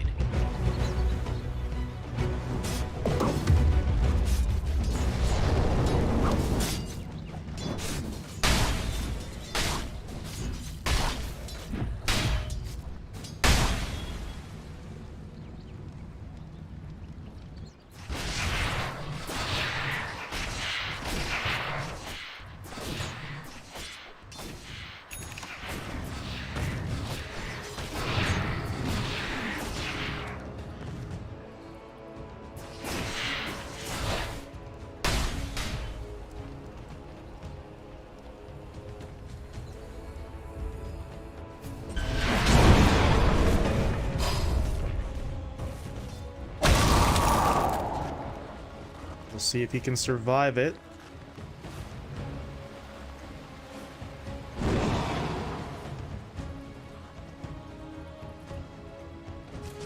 Gets himself out of there. Moon Meander. Maybe a slight missed opportunity, but might have been a miscommunication there. The Ice Blast was coming in. Maybe Moon didn't really get that sort of relay to him in time, so be able to find that kill, but they at least sort of pressure off of their tier 1 tower, which as of right now seems like a big deal. Four Zoomers have about 3 or 4 heroes in this top lane, and they would have honestly liked to have kind of already burned through this tier 1, so I have no reason to lie about such things. it's just the 2 supports, so they can't exactly get him down, but backup if someone from the Four Zoomer side other than the supports arrives. But now, yeah, they're in onto the Lina, hitting her up with the arena into the spear stun. That should be a relatively easy kill. Saberlight, though, just TP'd in, so I don't know. That Ice Blast is off the mark. He's rooted in place. He does have the Ravage, but if there's no one here to help him, this isn't anything. He's just Subjected to Supernova is going to be sort of stunning him up a second time, and Saberlight will be taken down. That just felt so unbelievably disjointed. He just TP's in there. No one else is coming up to help him. His teammate's already gone, and there just really didn't seem to be any plan other than I am Tidehunter, run away. And 4 Zoomers with 4 heroes don't have to abide by that in the slightest. They just take the fight, they take the tower, and it feels very strange for the Undying side. Radiant's middle tower is under attack.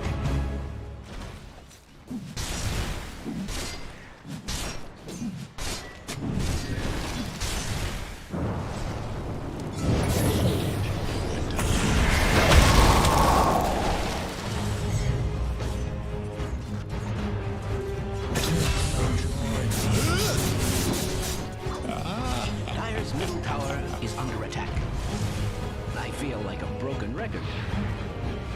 Sitting at 6-1 right now, so he quite literally has every kill on his team's side. Meanwhile, for Undying, I mean, you look at their heroes, the Wraith King built up a Midas. Tomato's looking to farm. He is going to get a kill onto Ocean there, but they're not exactly building for massive fights, but Moonmeander wants it anyway. He's going to go in with the LSA, but yeah, Brax should just be able to take out in the arena. Tomato doesn't even have the Wraithfire Blast backed up, but that Wraith King is building towards more farming than fighting. Your TA doesn't have the Desolator online just yet, and Saberlight, I mean, he's ready to go when he's got the Ravage, but outside of that, we don't see anything along the lines of a Blink to really get him into the middle of it. So Undying aren't necessarily going to have this sort of early timing, and 4 Zoomers continue to sort of put the pressure on like they have been.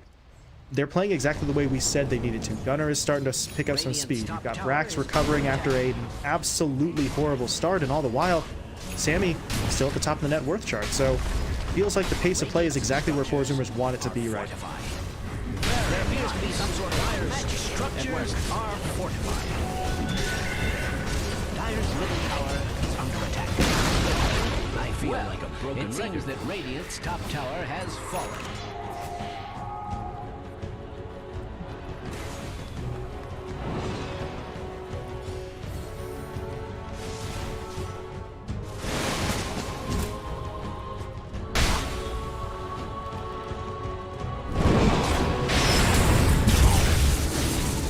Does throw the Laguna Blade out there on the Ocean. That's a nice bit of damage. It's just not going to be enough to actually secure much of anything. Moonmeander goes down, and the heroes that were starting to rotate over from Undying decide it's really not worth pushing in at that stage. So Moonmeander taken down, and we're seeing him sort of falling back into that sacrificial style that we so often see from him. And to a certain extent, it is working. It's buying time. Bryle is still farming. You've got the Wraith King sort of picking himself up as well, but it just feels like 4 Zoomers are farming up at kind of an equivalent pace right now.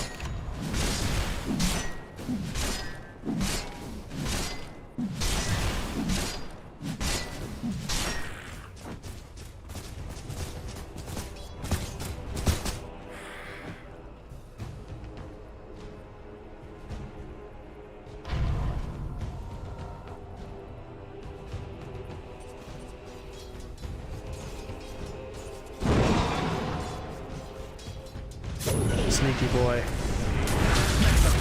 He's gonna make the jump in first. They get in onto the Lina, and now Saberlight doesn't really have his backup, so leaving. He's just gonna back away. Meander's not there. The Laguna Blade isn't really available, and Saberlight feels they're not gonna be able to find the kill even if he does deploy the Ravage. So that invis is kind of wasted. Now, for Zoomers, 3 or 4 heroes in the north side jungle, they're gonna push their way forward, looking to see catch out anyone else. Does Brax have the blink? Yes, he does. So could make a move. Saberlight's really not the best of targets though, but if they get eyes on Dubu, they could jump in, get a quick pick onto the Ancient Apparition. All the while, Gunnar's keeping the lane pushed out here, getting the creep wave all the way up to the tier 2. So Zoomers really quite a bit on this sort of northern section of the map, but now this smoke play is going to take them, fortunately, away from any of the targets that they their way into the south side jungle, but Undying have already cleared out.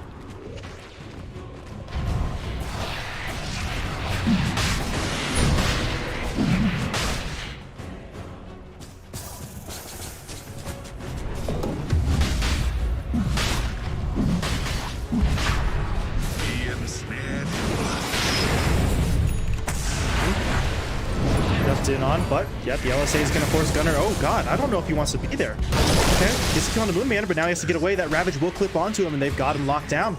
That... Not sure why he came back. He gets the kill on the Moon Manor, but that's not worth it. Now Ocean... This is a problem. Ice Blast coming through. It might clip Sammy as well. No, he's going to be able to sidestep it, but Ocean does get taken down. And now, Brian would actually like to finish Roshan here. That turned into a fight, but he's looking for that objective. Ocean, though, is going to buy back. He's got a quick TP forward, but Brax, okay. In there for the Spear Stun. They get onto Tomato, but Reincarnation's going to bring him right back. Brax is the one dropping down as Brow hits him up with that meld hit, so Brax is going to get taken down. Sandy Boy, meanwhile, did get off the Stone Gaze into the Supernova, so that is going to lock down multiple heroes as Tomato will be taken down. And now if you're Undying, this might be time to leave, but Husky, that's a very aggressive push forward. He is going to pay for it. Bryle brings him down, but he was hit up by the stun. Sammy Boy now is basically fighting by himself. Can they get through the shield? Mana is being burned away, but Sammy does so much damage right now that he's not going to be taken down easily, but Cold Feet coming out for the stun. They're going to hit him up with the Ice Blast here as well. Sammy, without the mana shield, is going to be eating a little bit of extra damage, but Undying at this point don't have the strength to carry it further forward. They will back away, look to regroup, so... If you're 4Zoomers, you lost quite a bit in that fight in terms of the heroes that go down, but the Roche attempt is brought to an end for the time being, and Sammy Boy lives. So, mission accomplished, kind of. I mean, it's a very costly play, but at least there's no Aegis in the hands of either the TA or the Wraith King at this point.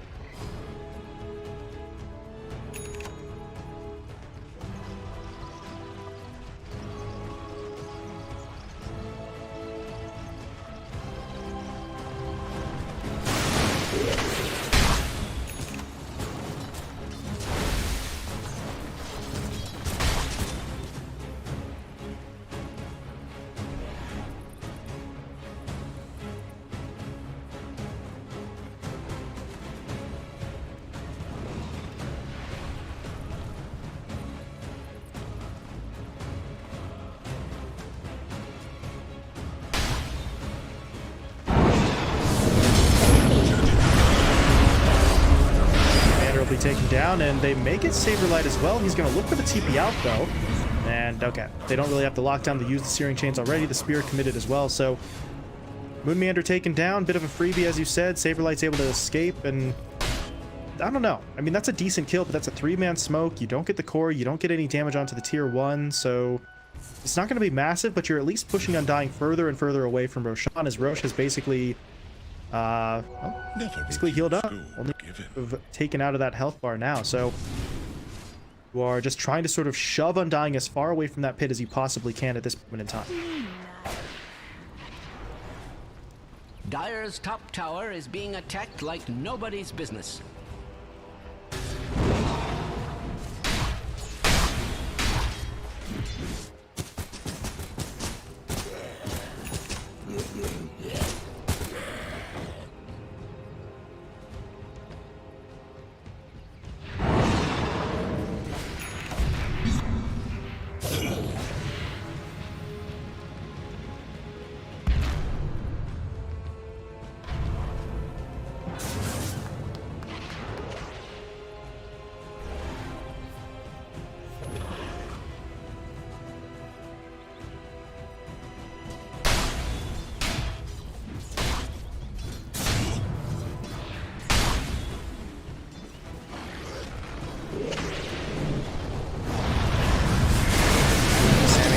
Saberlight. There's going to be the Ravage into the Laguna.